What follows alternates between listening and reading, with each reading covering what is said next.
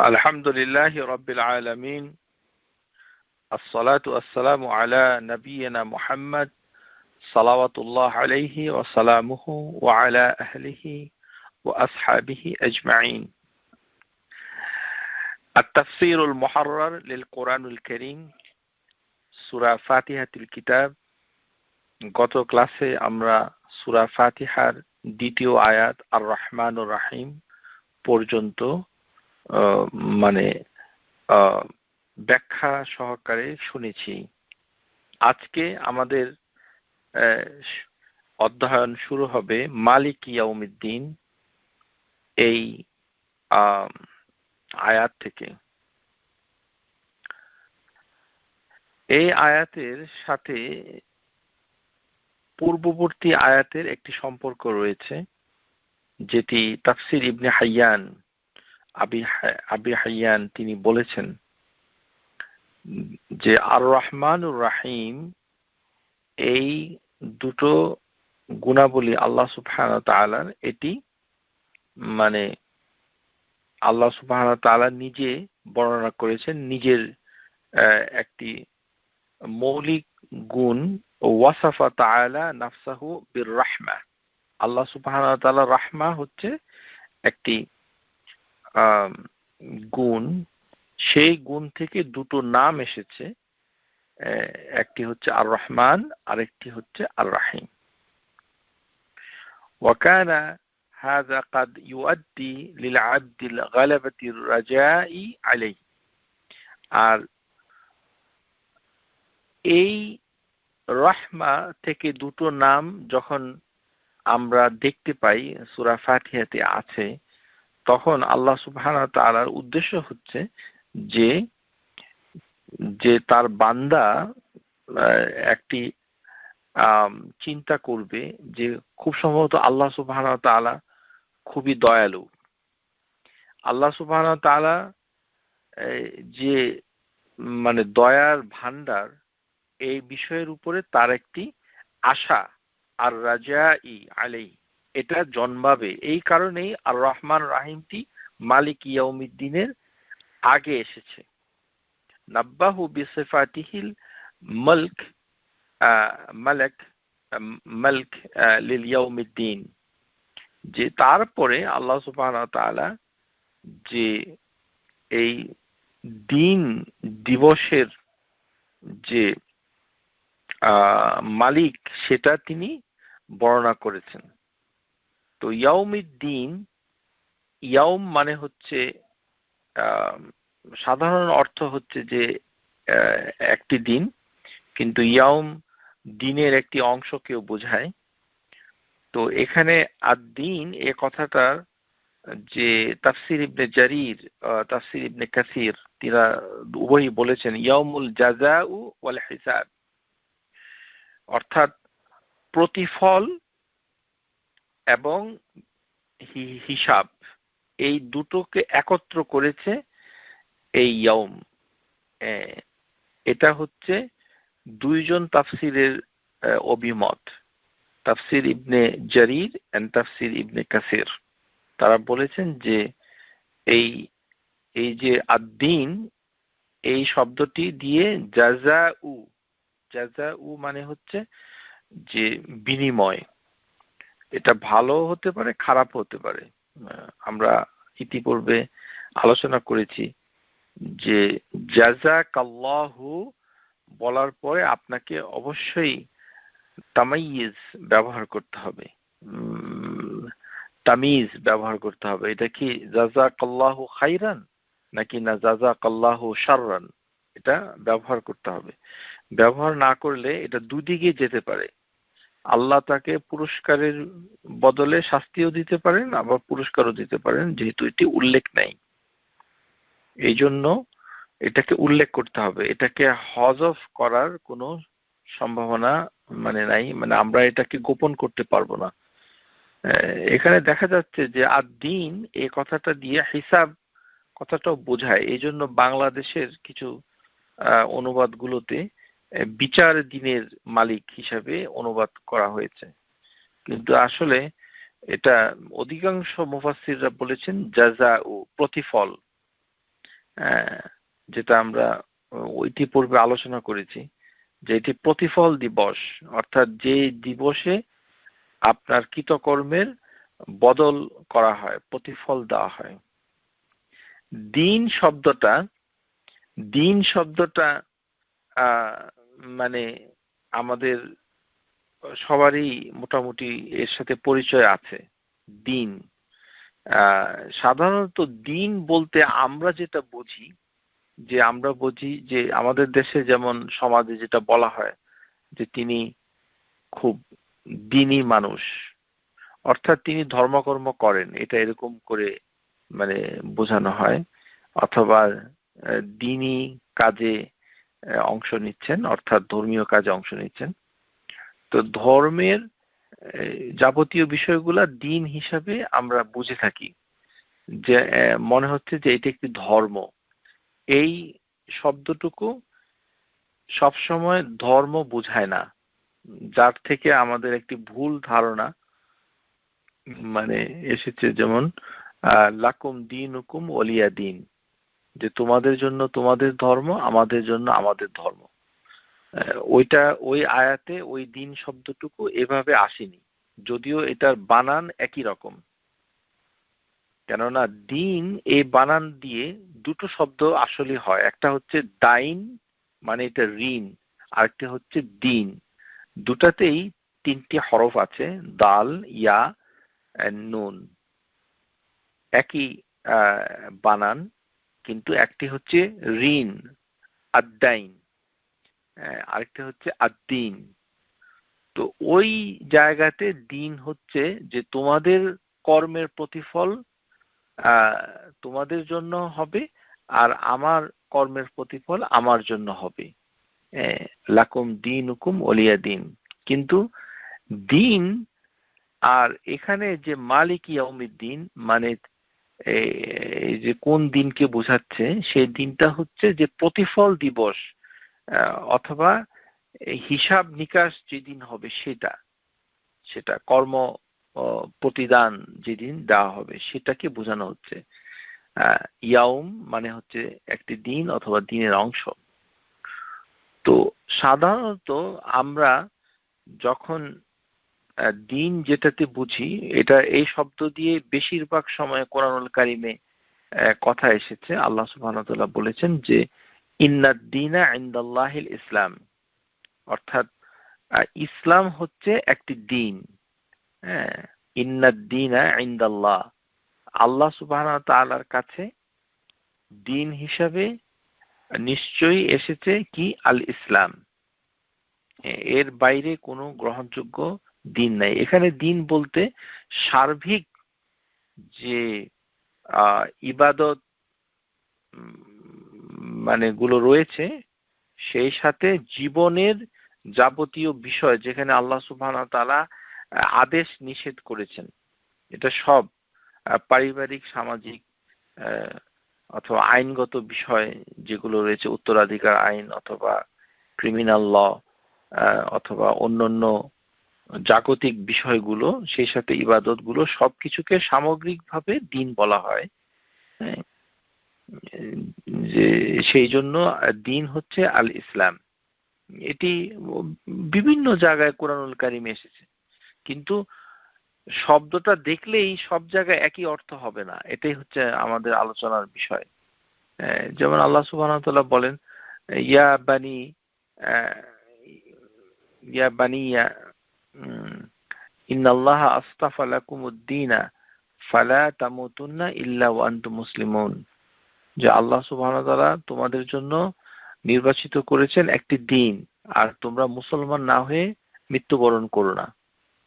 যেমন একটি খুব কমন আয়াতুল কারিমার একটি শব্দের অংশ মানে পাওয়া যায়, সেটা হচ্ছে মুখলিসিনা লাহুদ্দিন। মুখলিসিনা লাহুদ্দিন মানে ইখলাসের সাথে, খুবই নিষ্ঠার সাথে আল্লাহ সুবহানাহু ওয়া তাআলার ধর্মটাকে চর্চা করা, লাহুদ্দিন। এইটা হচ্ছে দিন, ধর্ম মানে সার্বিক ব্যবস্থা। মানে বাংলা প্রতিশব্দের দিন সঠিক কোনো ভালো শব্দ নাই। শুধু ধর্ম বলতে আমাদের ভাষায় আমরা যেটা বুঝি যে শুধু ইবাদতটাকে বোঝায়, এটাই। কিন্তু দিন কথাটা ধর্ম ছাড়াও অন্যান্য বিষয়গুলো এটার সাথে আছে। মানে শুধু যে ইবাদত এটি নয়, বরঞ্চ অন্যান্য বিষয়গুলো এটার সাথে আছে। আপনাদের এই বোঝার জন্য সূরা ইউসুফের 40 নম্বর যে আয়াত, মানে ইউসুফ আলাইহিস সালাম যখন কারাগারে ছিলেন, জেলের ভেতরে ছিলেন, তখন তিনি কারাগারের যে দুইজন কয়েকজন লোক ছিল তার সাথে, ইনমেটস, তাদের সাথে তারা কিন্তু তাওহীদে বিশ্বাস করতো না, তাওহীদের রুবুবিয়াতে তাদের সমস্যা ছিল। তো তখন তিনি এদেরকে ডেকে বললেন, ইয়া সাহিবিয়াস সিজনি আরবাবুন মুতাফাররিকুনা খায়রুন আমিল্লাহু ওয়াহিদুল কাহ্হার, যে হে আমার দুইজন কারা সঙ্গী, অনেকগুলো রব এটা কি খুব ভালো? আরবাবুন মুতাফাররিকান, বিভিন্ন ধরনের রব। বিভিন্ন ধরনের রব বলতে মানে কেউ হয়তো কোনো রব হয়তো তাকে ভালো কিছু মানে যোগান দেয়, পরিচালনা করে, আবার কেউ হয়তো তাকে স্বাস্থ্য দেয়, কেউ হয়তো তাকে রিজিক দেয়, চাকরি দেয়, হ্যাঁ, এরকম আর কি। এটাকে রব বলেছে। যে এই রবগুলা কি বিভিন্ন ধরনের রব ভালো, না আল্লাহই হচ্ছে প্রকৃত রব? আল্লাহ সুবহানাহু ওয়া তাআলা এই জন্য এটার সাথে খায়রুন, এটা কি উত্তম, যেমন আল্লাহ হচ্ছেন আল ওয়াহিদ আল কাহ্হার। মানে মানুষের জীবনের প্রয়োজনের গুলো বিভিন্ন কারণে যেগুলোর সাথে অ্যাটাচড হয়, রিজিক, সৃষ্টি, পরিচালনা, মানে তাকে লালন পালন করা ইত্যাদি, সেগুলি হচ্ছে সামগ্রিকভাবে রবের বিভিন্ন অর্থ, সেটা আমরা পূর্বে আলোচনা করেছি। তো তখন ইউসুফ আলাইহিস সালাম তাদেরকে একটি কথা বললেন যে মা তা'বুদুনা মিন দুনিহি ইল্লা আসমাআন সাম্মাইতুমুহা আনতুম ওয়া আবাউকুম মা আনজালাল্লাহু বিহা মিন সুলতান, যে আল্লাহকে ছেড়ে তোমরা আসলে কিছু নামের ইবাদত করছো। নামের মানে ইবাদতটা হচ্ছে নাম মাত্র, হ্যাঁ, মানে কার ইবাদত করছে তার সম্পর্কে কোনো ধারণা নাই। এই জিনিসটাকে বলা হয় মানে তা'বুদুন, তা'বুদুন উবুদুল আসমা, শুধু নামের ইবাদত। কেননা নামটা আমাদের সমাজে এরকম কিন্তু থাকতে পারে, এটা দুঃখজনক, যে আল্লাহ সম্পর্কে তার কোনো ধারণা নাই। মানে আল্লাহ সুবহানাহু ওয়া তাআলা কি, শুধু নামটা সে শিখেছে মানুষের কাছ থেকে, আল্লাহ, আল্লাহু আল্লাহু, এই তো আল্লাহর ইবাদত করে। তো আল্লাহর সিফাত গুলো, গুণাবলী গুলো, তার কার্যক্রম গুলো, তার অ্যাক্টিভিটিস গুলো, তিনি কিভাবে নিজেকে বহিঃপ্রকাশ করেন, কিভাবে তিনি পরিচালনা করেন, কিভাবে তার অন্যান্য গুণাবলীগুলো আছে, সেগুলো সম্পর্কে যদি কোনো ধারণা না থাকে, তখন আপনি যদি আল্লাহর ইবাদত করেন, এই দাবিটা করেন, তাহলে কিন্তু ওই সূরা ইউসুফের 40 নম্বর আয়াতের কাছাকাছি আপনি চলে যেতে পারেন, যদিও আপনি মুসলিম। এটার কারণ কি, এখানে ইউসুফ আলাইহিস সালাম বললেন যে তোমরা কি শুধু নামের ইবাদত করো? কতগুলো নাম, মা তা'বুদুনা মিন দুনিহি ইল্লা আমুহা, যে তোমাদের পূর্বপুরুষ এবং তোমরা এই নামগুলো রেখেছো, নামগুলো রেখেছো, মানে নামটা ছাড়া আর কিছুই তোমরা জানো না। যেমন বর্তমানে যেটা খুবই বিরক্তিকর এবং খারাপ, সেটা কি সৃষ্টিকর্তা, এটার একটা উপদ্রব বাংলাদেশে চলছে। এবং আমি অত্যন্ত দুঃখের সাথে বলছি যে আমাদের দেশের লোকরা যখন এটা পড়ে বাংলাদেশি, তখন তারা এটাতে তাদের কোনো রাগ হয় না, মানে তারা এটাতে অসন্তুষ্ট না। মানে হায়রে মুসলিম, মানে সে আল্লাহর ইবাদত করে, একজন মুসলমান সে বলতেছে সৃষ্টিকর্তা, কথায় কথায় সৃষ্টিকর্তা সৃষ্টিকর্তা বলছে, এতে তার কোনো অন্তরে কোনো প্রতিক্রিয়া নাই, মানে জিনিসটা খুব ভালো, মানে এটা বলতেও তার লজ্জা হচ্ছে না। আউযুবিল্লাহি মিনাশ শাইতানির রাজিম। সৃষ্টিকর্তা এই নামটুকু বলা ওইখানে যাবে না, এটা তো শুধু নাম না, এটা তো গ্রিক দর্শনের একটি কথা। অ্যারিস্টটল, তারপর সক্রেটিস, তাদের মতে মানে পৃথিবী, বিশ্ব ব্রহ্মাণ্ড একজন সৃষ্টিকর্তা ছিলেন, তিনি এটা তৈরি করে দিয়ে পরে ছেড়ে দিয়েছেন। তারপরে সৃষ্টিকর্তার আর কোনো পরিচালনা নাই, সৃষ্টিকর্তা আর কোনো পরিচালনা করেন না। চন্দ্র, সূর্য, গ্রহ, নক্ষত্র সেটা মাদার নেচার এর মাধ্যমে পরিচালিত হয়। মানুষ জন্ম হয় বায়োলজিক্যাল অ্যানিমেল হিসাবে, মানুষ জন্ম হয়, মানুষ মরে যায়, পরকাল বলে কিছু নাই, না ফেরার দেশে চলে গেছে। তারপরে এই গ্রহ, নক্ষত্র, বাতাস, এগুলো মাদার নেচার। হ্যাঁ, মানে সৃষ্টিকর্তা আগে একদিন ছিলেন, তারপরে তার কোনো কাজকর্ম নাই, সৃষ্টিকর্তা তো সৃষ্টিকর্তাই। আর তিনি সৃষ্টিকর্তার দয়ায় ভালো থাকেন, তিনি সৃষ্টিকর্তার দয়ায় চাকরি পান, সৃষ্টিকর্তার দয়ায় করোনা ভাইরাসের আক্রমণ থেকে রক্ষা করেন। এই যে সৃষ্টিকর্তা, মানে এইটা দেখার পরে যদি কোনো মুসলমানের মনের ভিতরে কোনো রাগ না আসে, মুসলমানের মনের ভিতরে যদি কোনো প্রতিক্রিয়া না হয়, কোনো মুসলমান যদি এটাতে অসন্তুষ্ট না হয়, সে আসলেই আল্লাহকে চিনতে পারে নাই। এটা তার জন্য দুঃখজনক। তার মানে সে আল্লাহ বলতে একটা নাম সে বুঝে, আল্লাহ, বাপ দাদা বলছে আল্লাহ, আমিও বলি আল্লাহ। তো আল্লাহ কি কি করে কে, এটা কোনো ধারণা নাই, আল্লাহ আল্লাহ করতেছে। তো আল্লাহ সুবহানাহু ওয়া তাআলা এই কথাটাই সূরা ইউসুফে বলেছেন, যে ইউসুফ আলাইহিস সালাম যখন এই বক্তৃতাটা দিচ্ছেন, যে তোমাদের বাপ দাদা আর তোমরা মিলে যে নামগুলো সিলেক্ট করেছো, এই নামের ইবাদত করো। তোমরা কি শুধু নামের ইবাদত করো? আসল জিনিস ছেড়ে দিয়ে মা তা'বুদুনা মিন দুনিহি ইল্লা আসমাআন সাম্মাইতুমুহা আনতুম ওয়া আবাউকুম মা আনজালাল্লাহু বিহা মিন সুলতান। আল্লাহ সুবহানাহু ওয়া তাআলা এরকম কোনো দলিল প্রমাণ পাঠান নাই যে তুমি শুধু নামের ইবাদত করবে। নাম বিসমিল্লাহির রহমানির রহিমের অনুবাদ করছে কি, সৃষ্টিকর্তার নামে মানে শুরু করছি। তো এখানে সৃষ্টিকর্তা মানে হচ্ছে আল খালিক। তো এটা কোথায় গেল? ইন্না লিল্লাহি ওয়া ইন্না ইলাইহি রাজিউন। তো এটার ভিতরে তো আল্লাহ শব্দটা আছে, তো আমরা নিশ্চয়ই সৃষ্টিকর্তার কাছে ফিরে যাব। এক সৃষ্টিকর্তা এই বাংলাদেশে নাস্তিক্যবাদদের একটি এজেন্ডা হচ্ছে সমস্ত মুসলমানদেরকে পথভ্রষ্ট করে সৃষ্টিকর্তা বানিয়ে ছেড়ে দিয়েছে।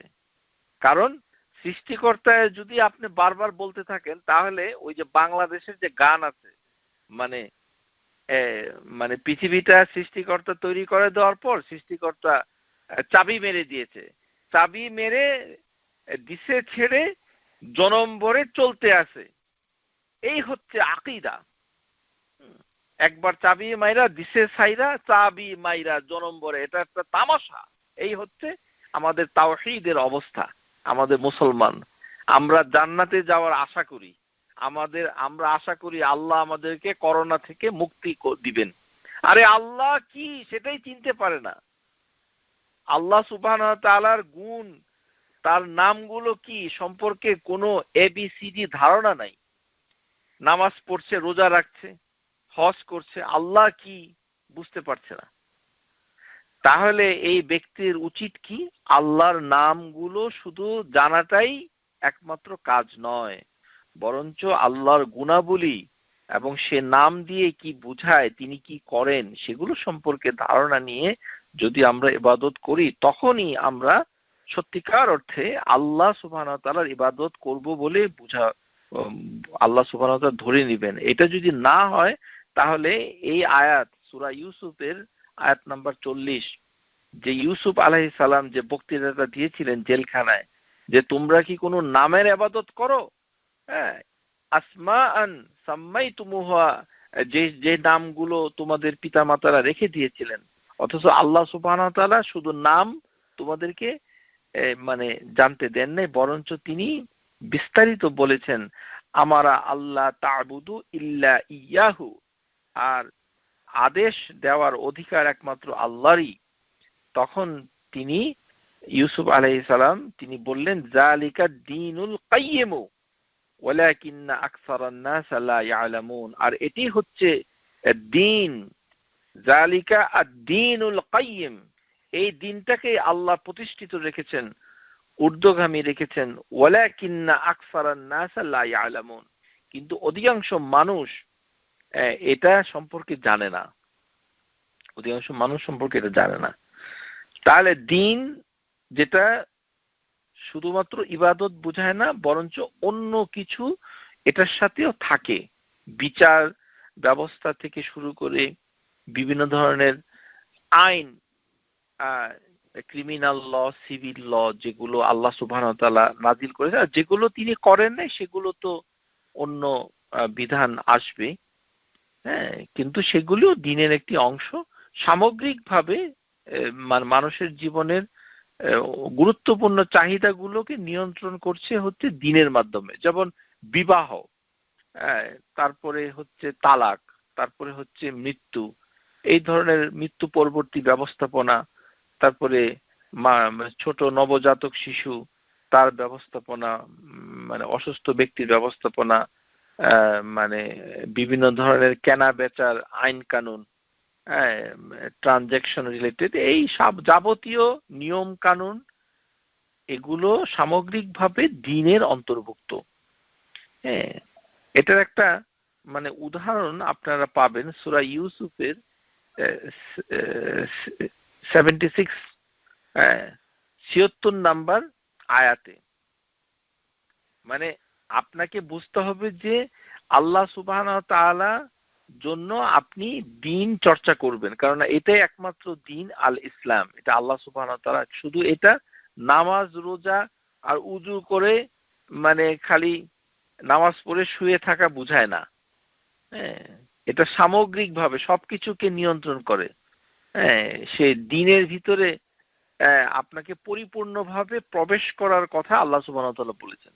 শুধু ইবাদতের মাধ্যমে, ইবাদত হচ্ছে এর একটি গুরুত্বপূর্ণ দিক, কিন্তু ইবাদত, শুধু ইবাদত দিয়ে দ্বীন মানে পরিপূর্ণতা লাভ করে না। এটাই হচ্ছে বক্তব্যের মূল বিষয়।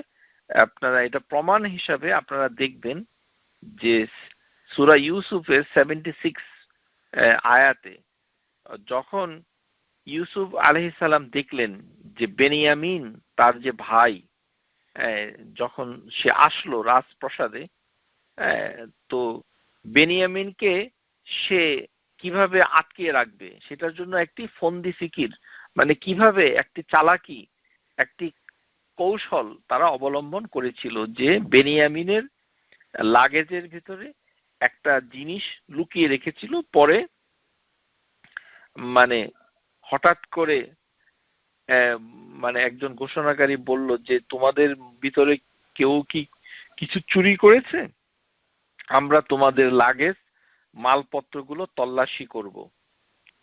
তখন দেখা গেল যে বেনিয়ামিন ইউসুফের যে আপন ভাই, এই ইউসুফের আলাইহিস সালামের আপন ভাই বেনিয়ামিনের মালপত্রে একটি রাজার তৈরি একটি মূল্যবান বাটি পাওয়া গেল।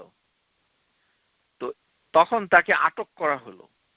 তো এই যে তাকে আটক করা হলো, এই কথাটা আল্লাহ সুবহানাহু ওয়া তাআলা দ্বীন শব্দটা ব্যবহার করেছে। মা কানা লিয়াখুযা আখাহু ফি দ্বীনিল মালিকি ইল্লা আন ইয়াশা আল্লাহ, যে মা কানা লিয়াখুযা আখাহু, যে তার ভাইকে, ইউসুফ আলাইহিস সালামের ভাইকে আটক করা সম্ভব হতো না ফি দ্বীনিল মালিকি, এটা হলো রাজার আইন। আপনারা যারা বাংলা অনুবাদ পড়েন সেখানে দেখেন যে এখানে আইন দিয়ে অনুবাদ হয়েছে, তা কিন্তু শব্দ কিন্তু এখানে আইন না। আইনকে আরবিতে বলা হয় কানুন, কানুন, আইন, আইন, ল। কিন্তু এখানে তো এই কথাটা নাই, এখানে আছে কি ফি দ্বীনিল মালিকি, মালিকি ফিদ্দিনিল মালিক, অর্থাৎ রাজার আইন। তো রাজার আইনকে আল্লাহ সুবহানাহু ওয়া তাআলা পরিষ্কার করে বলেছেন দ্বীনিল মালিক। অর্থাৎ ইউসুফ আলাইহিস সালাম যেই রাষ্ট্রের প্রাইম মিনিস্টার ছিলেন, সেই রাষ্ট্রটা আল্লাহর হুকুমে চলছে তেমনটি নয়, কিন্তু রাষ্ট্রের একটা আইন ছিল, রাজার আইন ছিল। সেই আইনটাকে আল্লাহ সুবহানাহু ওয়া তাআলা বলেছেন দ্বীনিল মালিকি ইল্লা আইয়াশা আল্লাহ, যদি আল্লাহ সুবহানাহু ওয়া তাআলার মাশিয়া ইচ্ছা না থাকতো। হ্যাঁ, তাহলে আমরা বুঝতে পারলাম যে রাজার আইনকেও দিন বলা হয়, দ্বীনিল মালিকি। তাহলে আপনারা ধরে নেবেন যে শুধু মানে 1 মাস রোজা রাখা আর 5 ওয়াক্ত নামাজ পড়া উযুর সাথে, তারপরে হচ্ছে যাকাত আদায় করা আর হজ করা আর কোরআনুল কারীম পাঠ করা, এটি ইবাদত। এটি হচ্ছে দ্বীনের ভিতরে সবচেয়ে গুরুত্বপূর্ণ বিষয়। ইবাদত হচ্ছে দ্বীনের ভিতরে গুরুত্বপূর্ণ বিষয়। এটা ফারায়েদ, এটা আপনাকে করতেই হবে। কিন্তু এটা ছাড়া মানুষের অন্যান্য যে ইন্টারাকশন হচ্ছে, কেনা বেচা, তারপরে ধার দেনা, কর্জ, বিবাহ, জন্ম, মৃত্যুর সাথে, তারপরে উত্তরাধিকার আইন, তারপরে নানান কিছু, সেগুলো দ্বীনের অন্তর্ভুক্ত। মানে দেখা গেল যে একজন মুসলিম তার মেয়ে মানে এই দেশে বড় হয়েছে, একটা হিন্দুকে সে একসাথে থাকে। তো মুসলমান মেয়ে তো হিন্দু, খ্রিস্টান, বৌদ্ধ অথবা আহলে কিতাব কাউকেই সে বিয়ে করতে পারে না, কেননা মুসলিম মেয়েকে মুসলমান ছেলে ছাড়া কারোর সাথে সে বিবাহ করা বৈধ নয়। বিবাহ শব্দটা বলাই হচ্ছে অপরাধ। আমাদের অনেকে বলে দেয় কি যে উমুকের মেয়ে মুসলিমা, তিনি একটি হিন্দু ছেলেকে, শিখ ছেলেকে বিয়ে করেছে। এই বিয়ে শব্দটাই বলা অপরাধ। কারণ আপনি বিয়ে কথাটা কেন বলছেন? এটা তো আপনি বলতে পারেন না। বিয়ে করে না, আপনি বলেন যে একসাথে থাকে, লিভ টুগেদার করে, এটা বলতে পারেন। বিয়ে করা এই শব্দটা বলতে পারেন না, কারণ বিয়ে হচ্ছে একটা ইনস্টিটিউশন। এটাকে আরবিতে বলে নিকাহ, তানকাহু। আল্লাহ সুবহানাহু ওয়া তাআলা সূরা নূরে বলেছে তানকাহু। এই শব্দটা অত্যন্ত লিগ্যাল টার্ম, এটা গুরুত্বপূর্ণ। আপনি মুসলমান হয়ে বিয়ে কথাটা বলে দিলেন, আপনার গায়ে লাগলো না। আপনি কি জানেন যে শব্দটা আল্লাহ ব্যবহার করেছে? আপনি কিভাবে ব্যবহার করছেন? আপনি আল্লাহকে ভয় করুন। না জেনে ওনার মেয়েটা তো ওই খ্রিস্টান একটা ছেলেকে বিয়ে করেছে, না বিয়ে করে নাই, খ্রিস্টান ছেলেটার সাথে ওনার মেয়েটা লিভ টুগেদার করে, এটা বলবে। কিসের বিয়ে? এই বিবাহটাও দ্বীনের অংশ। খালি নামাজ পড়লে তো হবে না। সামগ্রিক জীবন ব্যবস্থায় গুরুত্বপূর্ণ যে ইন্টারাকশন গুলো হচ্ছে, সেগুলি দ্বীনের অংশ। আমরা দেখতে পেলাম যে রাষ্ট্রের শাসন বিধান, রুলিং, সেগুলিও দ্বীন বলা হয়। কারণ এটা আলোচনার উদ্দেশ্য এটাই যে অনেকে আছে যে মানে না বুঝেই বলে যে, মনে করেন যে একটা ইসলামী রাজনৈতিক দল, তারা সবসময় এই মানে রাজনৈতিক কর্মসূচি দিয়ে যে উনি ইসলামী জীবন বিধান অর্থাৎ শরীয়তের আইনগুলা সমাজে চালু হোক। তো আরেকজন মুসলমান যিনি খুব পরহেজগার, তিনি না বুঝেই হয়তো বলে দিচ্ছেন যে রাজনীতির এই বিষয়গুলো মানে আমাদের ধর্মে নাই। ওয়েল, রাজনীতি শব্দটাকে আরবিতে বলে সিয়াসা, মানে ওই শব্দে হয়তো জিনিসটা নাই, কিন্তু আল্লাহ সুবহানাহু ওয়া তাআলার কতগুলো ফৌজদারি আইন, তারপরে কতগুলো মানে মানে সিভিল ল, তারপরে বিভিন্ন ধরনের ইন্টারাকশনের কিছু বিধিবিধান আছে। তো সেগুলো তো আপনাকে মানতে হবে, মানার চেষ্টা করতে হবে। উত্তরাধিকার সেগুলো সামগ্রিকভাবে সমাজে যেন থাকে, সেটার একটা চেষ্টা তদবির তো কেউ না কেউ করবে। সেই জন্য যে কৌশলের আশ্রয় ওই দলটি নিচ্ছে, সেটাকে আপনি রাজনীতি বলছেন, এটা বলার জন্য বলছেন। কিন্তু এটা ইসলামে নাই। মানে এটা আপনি কিভাবে বলেন? এটা আছে, হয়তো কর্মকৌশল পদ্ধতির সাথে হয়তো অনেক সহি দলিলের সম্পর্ক নাই। নিজেদের ইচ্ছা মতো হয়তো মনে করেন যে বাংলাদেশে রাজনৈতিক কর্মসূচিতে এক সময় একজন ব্যক্তি ছিলেন, উনি পাকিস্তান আমলে খালি ওই মানে তিনি অনেকটা মৌলানা নামধারী ছিলেন, বিশিষ্ট, মানে আমি নাম বলতে চাচ্ছি না, অনেক সম্মানিত ব্যক্তি ছিলেন। তো তিনি সব সময় কি করতেন? অনশন ধর্মঘট করতেন, অনশন ধর্মঘট, যে না খেয়ে থাকবে, কারণ সরকার যেন তার দাবি দেওয়াটা মানে। কিন্তু উনি একজন মাওলানা, উনি ধর্ম সম্পর্কে অনেক জ্ঞান রাখেন, কিন্তু তার কার্যক্রমটা দেখতে হবে যে উনি হাঙ্গার স্ট্রাইক করছেন, না খেয়ে থাকবেন, আমরণ অনশন ধর্মঘট, হয়তো একদিন না খেয়ে আছেন একদম। তো এই যে একদিন না খেয়ে থাকা, এটা তো রোজা হিসাবে কাউন্ট হবে না। লিমা তুহাররিমু ইল্লা মা আহাল্লাল্লাহু লাক, আল্লাহ সুবহানাহু ওয়া তাআলা খাবার আমাদের জন্য হালাল করেছেন, শরীয়তের কোনো কারণ ছাড়া মানুষ সেই মানে খাবার থেকে সে বিরত হতে পারে না, তাকে খাবার খেতে হবে। আপনি কেন সকালের নাস্তা খাবেন না? আপনি কেন দুপুরের ভাত খাবেন না? আপনার কি শারীরিক কোনো সমস্যা আছে? ডাক্তার কি বলেছে যে চিকিৎসার জন্য আপনি খাবেন না?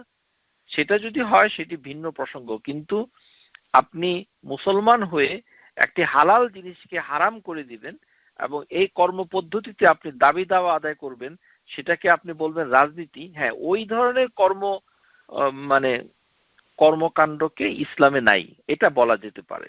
এরকম, হ্যাঁ, যে হয়তো কোনো ব্যক্তি কঠিন বিপদে পড়েছে, রাজনৈতিকভাবে বিপদে পড়েছে, তখন তিনি রোজা রাখার ডাক দিলেন যে আমি অনেক বিপদে পড়েছি, সুতরাং চলুন সবাই মিলে আমরা একটা রোজা রাখি।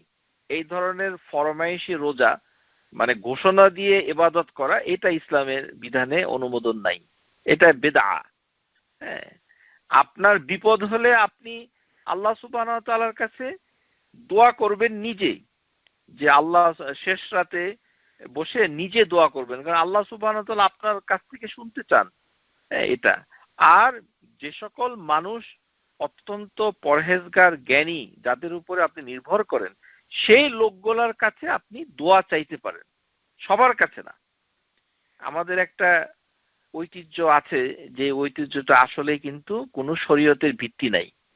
সেটা কি? কথায় কথায় মানুষের কাছে দোয়া চাওয়া, এটা কিন্তু ঠিক না। আমি দুঃখিত এই কথাটা বলার জন্য, হয়তো অনেকে মনে কষ্ট পাবেন, কিন্তু এটা আসলেই কোনো দলিলবিহীন। যে কোনো মানুষের কাছে দোয়া চাওয়া যায় না, কেননা আদ-দুআ হুয়াল ইবাদা। আপনার বাসায় বেড়াতে এসছে, সে আপনার মুরব্বি, হয়তো আপনার বয়সে আপনার বড়, প্রবীণা, আপনি তাকে সম্মান করেন, আপনি তাকে মর্যাদা দেন ইত্যাদি নানান কারণে, কিন্তু তার মানে এই না যে তার কাছে আপনি দোয়া চাইতে পারেন। আপনি চেতে পারেন না। কেন পারেন না? কারণ হচ্ছে কি, তার সাথে আল্লাহর কোনো সম্পর্ক আছে কিনা এটাকে আপনাকে দেখতে হবে। দোয়া হচ্ছে ইবাদাত, এটা চাওয়াও একটা ইবাদাত। এটাকে আপনি কিভাবে চাবেন? কার কাছে চাবেন? আল্লাহর সাথে, যিনি দোয়াতে মুস্তাজাব, মানে আল্লাহ সুবহানাহু ওয়া তাআলা যে দোয়ার জবাব দিবেন, যার সাথে আল্লাহর কোনো সম্পর্ক নাই, মানে নিয়মিত সে নামাজ পড়ে না, তার আকীদা শুদ্ধ নয়, তার ঈমান শুদ্ধ নয়, আপনি বলে দিলেন দোয়া করবেন, দোয়া করবেন। না না, দোয়া করবেন এটা বলা যাবে না। দোয়া করবেন এটা চাওয়া যাবে না, কেননা দোয়া শব্দটা উদউনি আস্তাজিব লাকুম, এটা আল্লাহ ব্যবহার করেছেন এই শব্দটা। এটা আপনার আমার সেই অনুরোধের আসরে গান গাওয়ার মতো কোনো শব্দ না। এটি একটি পবিত্র শব্দ, যেটি আল্লাহ সুবহানাহু ওয়া তাআলা ব্যবহার করেছেন, হাদিসের ভিতরে এসেছে। সুতরাং দোয়া চাইতে হবে যার প্রতি আপনি মানে বিশ্বাস রাখেন যে তিনি মানে ধার্মিক, তিনি সত্যিকার অর্থে ধার্মিক এবং সত্যিকার অর্থে পরহেজগার, এবং তার উপরে আপনি আমানতদারি, তার জ্ঞানের উপরে এবং তার চরিত্রের উপরে আপনি আস্থা রাখেন,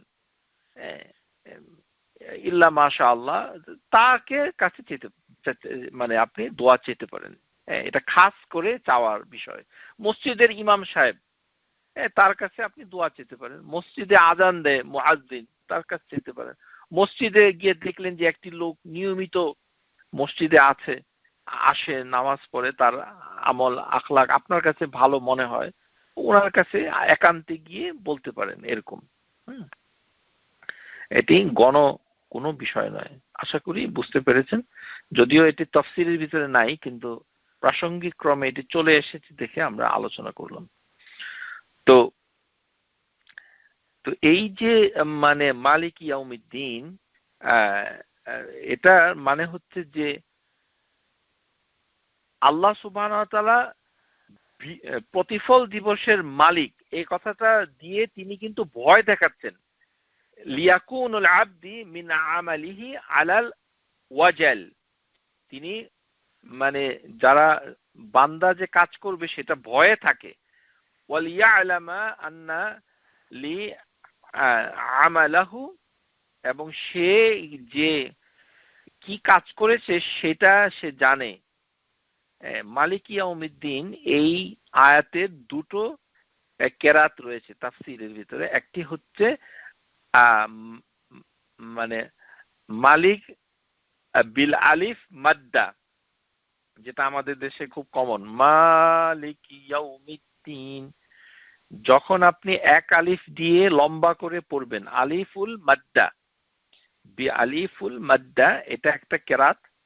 এটা দিয়ে বোঝানো হচ্ছে আল মুতাসাররিফ বিল ফি'ল ফি আশিয়াইল মামলুকাতিহি, যে এটি দিয়ে ইন্ডিকেট করা হচ্ছে যে আল্লাহর কর্তৃত্বকে বোঝানো হচ্ছে, যে তিনি যে কাজ করেন যে কোনো কিছুর উপরে আল্লাহ সুবহানাহু ওয়া তাআলা কাজের নিয়ন্ত্রণ রাখেন, এটা দিয়ে বোঝানো হচ্ছে। মালিক ইয়াউমিদ্দিন কর্তৃত্ব বোঝায়, মুতাসাররিফ বিল ফি'ল। আর যখন বলা হয় মালিকি বিগাইরি আলিফ কাসরা, আলিফটা বাদ দিয়ে শুধু কাসরা করে দিয়েছেন, সংক্ষিপ্ত করেছেন মালিক। মালিক মানে বাদশা।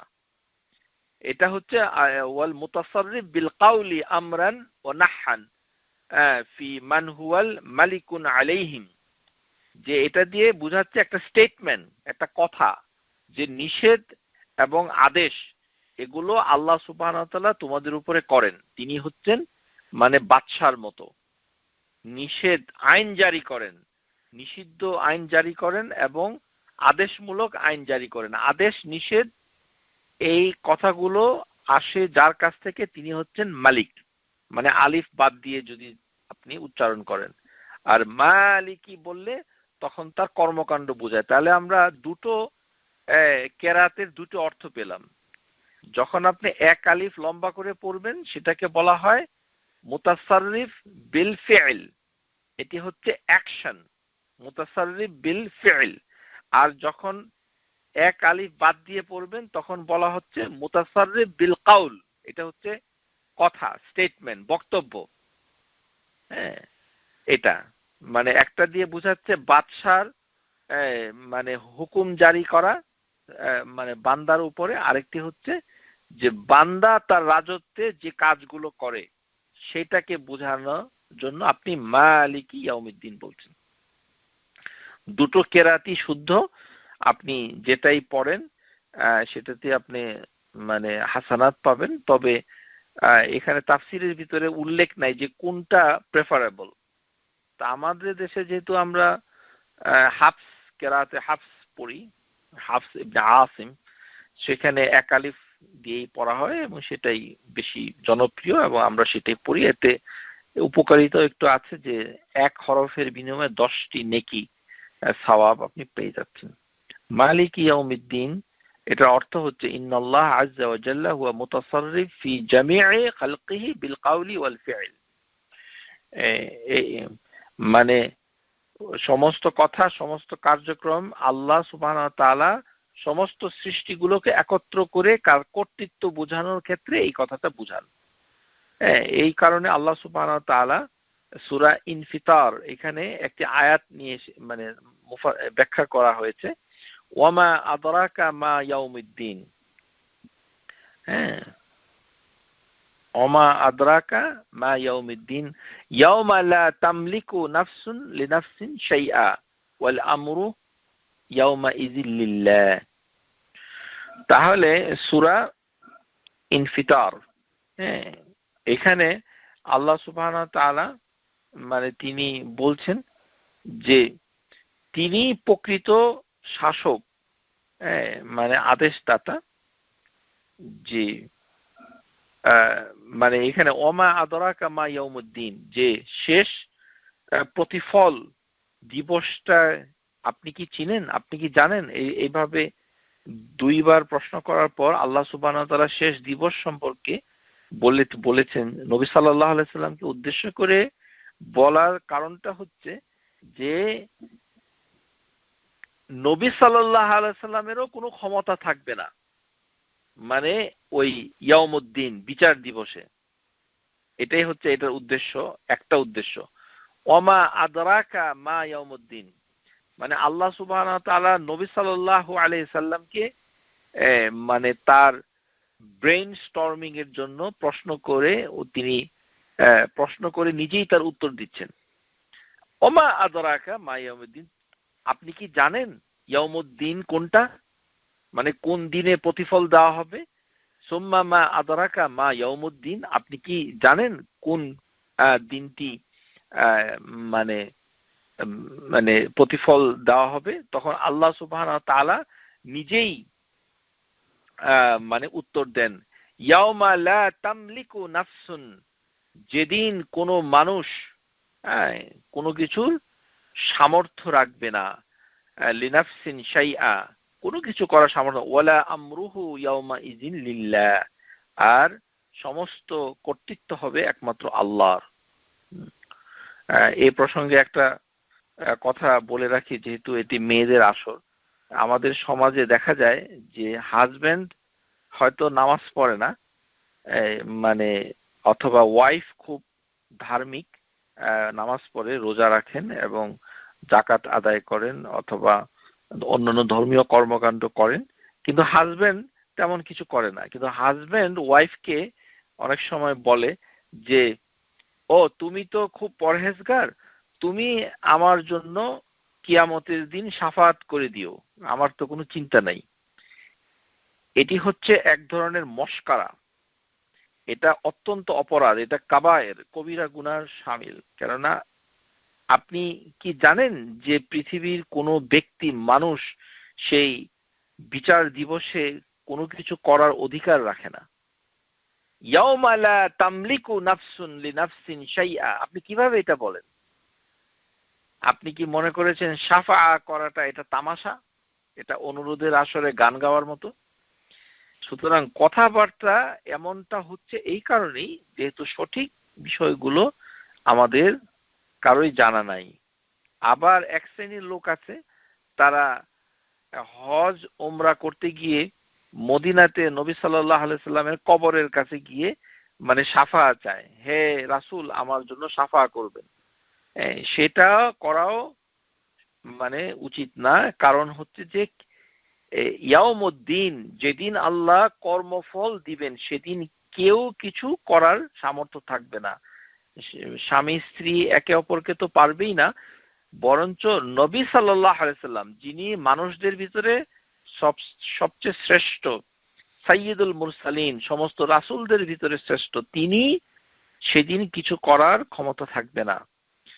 কারণ দুনিয়াতে আল্লাহ সুবহানাহু ওয়া তাআলা অস্থায়ীভাবে পরীক্ষা করার জন্য মানুষের কিছু কিছু অধিকার পার্থক্য করে দিয়েছেন, কিন্তু কিয়ামতের দিনে সমস্ত এখতিয়ার পূর্ণভাবে আল্লাহর হাতে থাকবে।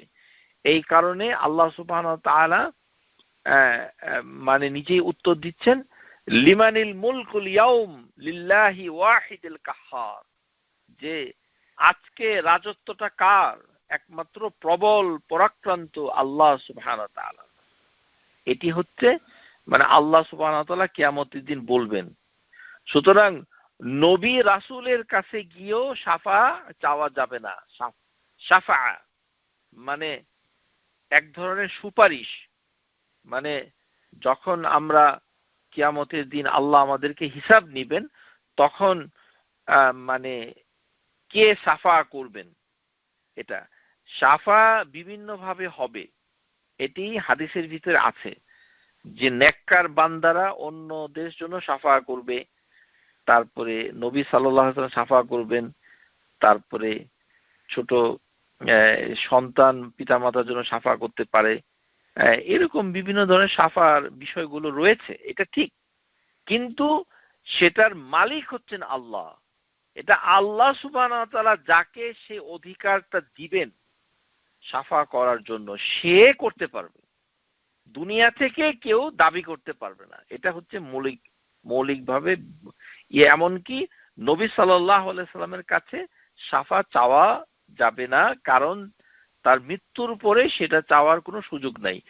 তিনি যখন জীবিত ছিলেন নবী সাল্লাল্লাহু আলাইহি সাল্লাম, তখন নবী সাল্লাল্লাহু আলাইহি সাল্লামের কাছে সব সাহাবী নয়, কতিপয় সাহাবী অনেক সময় গিয়ে বলতেন যে হে আল্লাহ রাসূল, আপনি আল্লাহ সুবহানাহু ওয়া তাআলার কাছে দোয়া করেন যেন আল্লাহ সুবহানাহু ওয়া তাআলা আপনাকে আমাকে মানে শাফা করার একটা অনুমতি দেন, কিংবা আপনি সুযোগ পান, অথবা আপনার শাফাটা যেন আল্লাহ আমার জন্য মঞ্জুর করেন, এই বিষয়ে আপনি আল্লাহর কাছে দোয়া করেন, এইভাবে।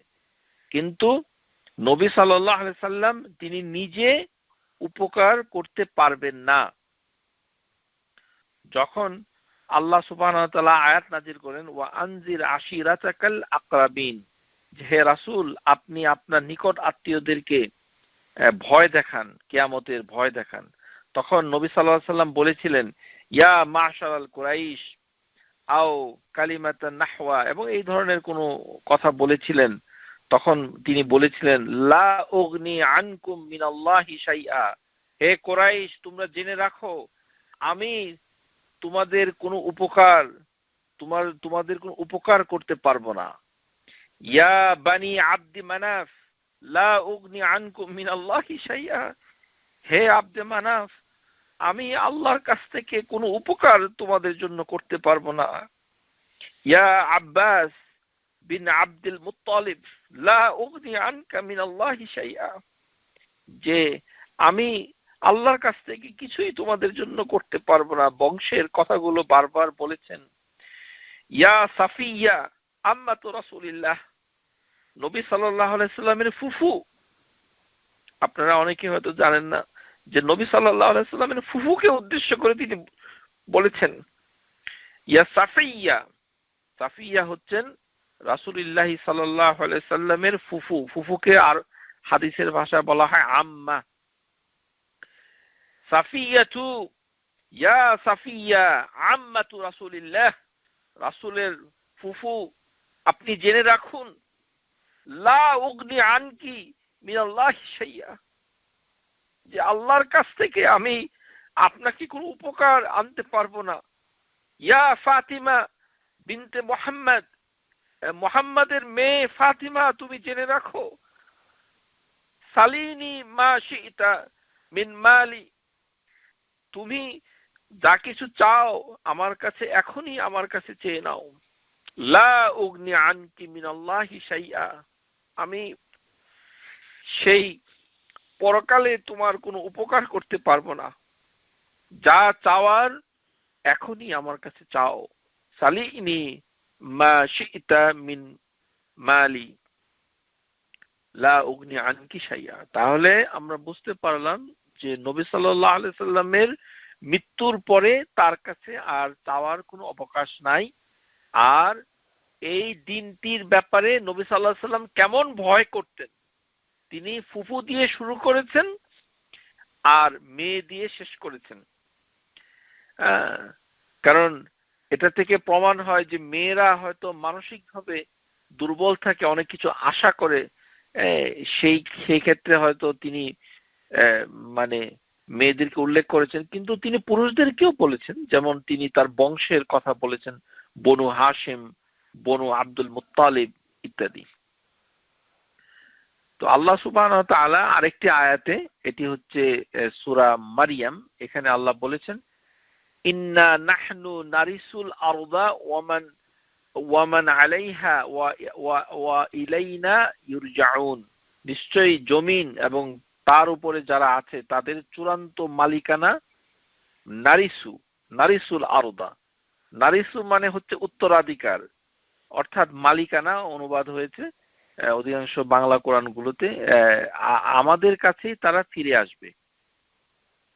অর্থাৎ আল্লাহ সুবহানাহু ওয়া তাআলা ঘোষণা করেছেন যে পৃথিবী এবং তার উপরে যা কিছু আছে সেগুলোর চূড়ান্ত উত্তরাধিকার আল্লাহরই, ওয়ারিস তিনিই হবেন। মানে জমিনের জীবিত সবাইকে তিনি মৃত্যু দিবেন, তারপর তিনি সবকিছুর মালিক হবেন, যেমনটি তিনি পূর্বে মালিক ছিলেন, কোনো কিছু অবশিষ্ট থাকবে না। আর কিয়ামতের দিবসে তার কাছে সবাই ফেরত যাবে। আশা করি মালিক ইয়াউমিদ্দিন আপনারা বুঝতে পেরেছেন। তারপরে আয়াতে এসেছে ইয়াকা না'বুদু ওয়া ইয়াকা নাস্তাইন। অত্যন্ত আশ্চর্যজনক হচ্ছে যে এই আয়াতের বেশি তাফসীর এখানে মুহাররারে ব্যাপকভাবে এখানে করা হয়নি। তারা সরল অর্থ করেছেন লা না'বুদু ইল্লা আন্ত, যে আমরা একমাত্র মানে আপনাকে ছাড়া আর কারোর ইবাদত করি না।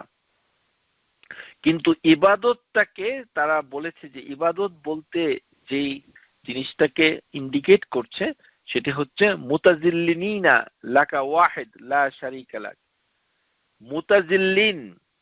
মুতাজিল্লিন মানে হচ্ছে একেবারে সাবসার্ভিয়েন্ট, মানে আপনি বিনয়ের একেবারে অতি বিনীত, মানে আপনি গুটিসুটি মেরে যাচ্ছেন। মুতাজিল্লিন নিজেকে ছোট করা। মানে আপনি চিন্তা করেন যে আমরা যখন লজ্জিত হই তখন কোন জিনিসটা মানে মানে হয়, মানে নুয়ে আসে, সেটা হচ্ছে মাথা। আমরা যখন লজ্জিত হই তখন আমাদের মাথাটা নুয়ে আসে। হ্যাঁ, তো আল্লাহ সুবহানাহু ওয়া তাআলার কাছে একই পদ্ধতিতে মাথাটাকে পায়ের সমতলে নিয়ে আসাটাকে বলা হয় মুতাজিল্লিন।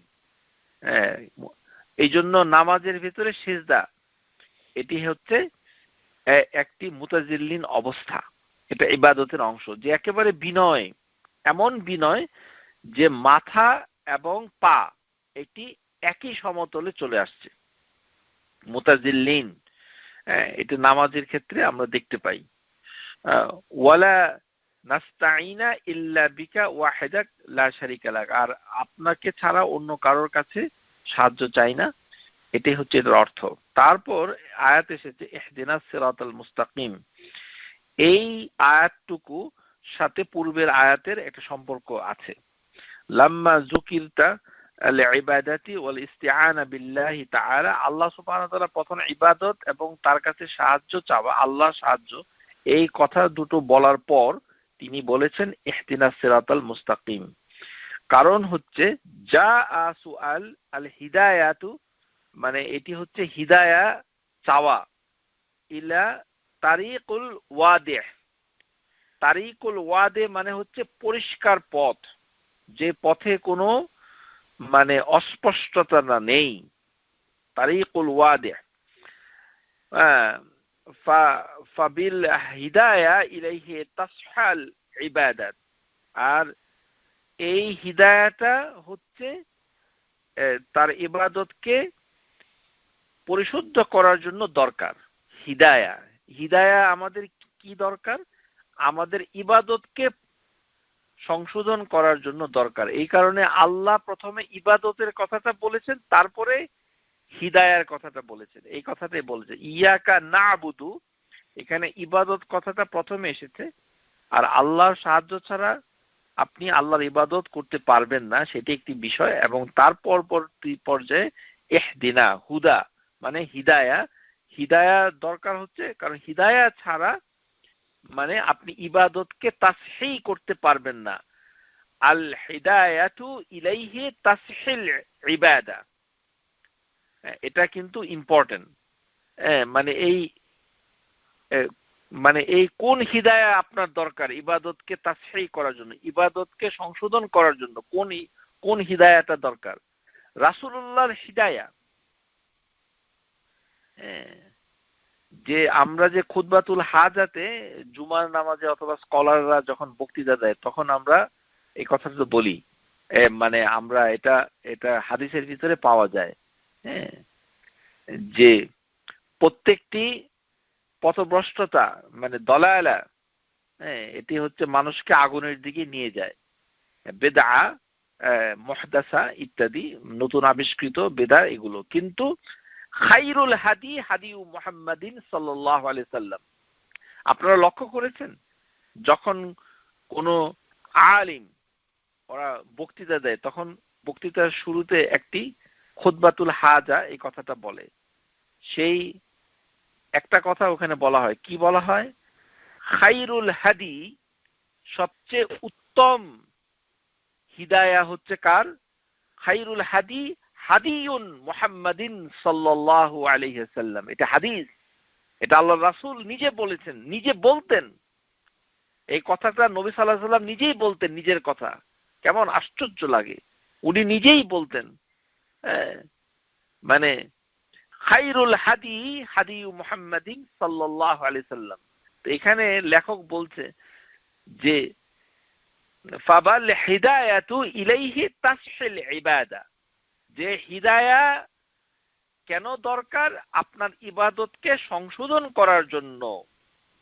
ফামান লাম ইয়াহতাদি ইলা সাবিল মুসিরাতিল লিল মাকসুদিহি লা ইয়াসুহু লাহু বুলুগুল মাকসিদা।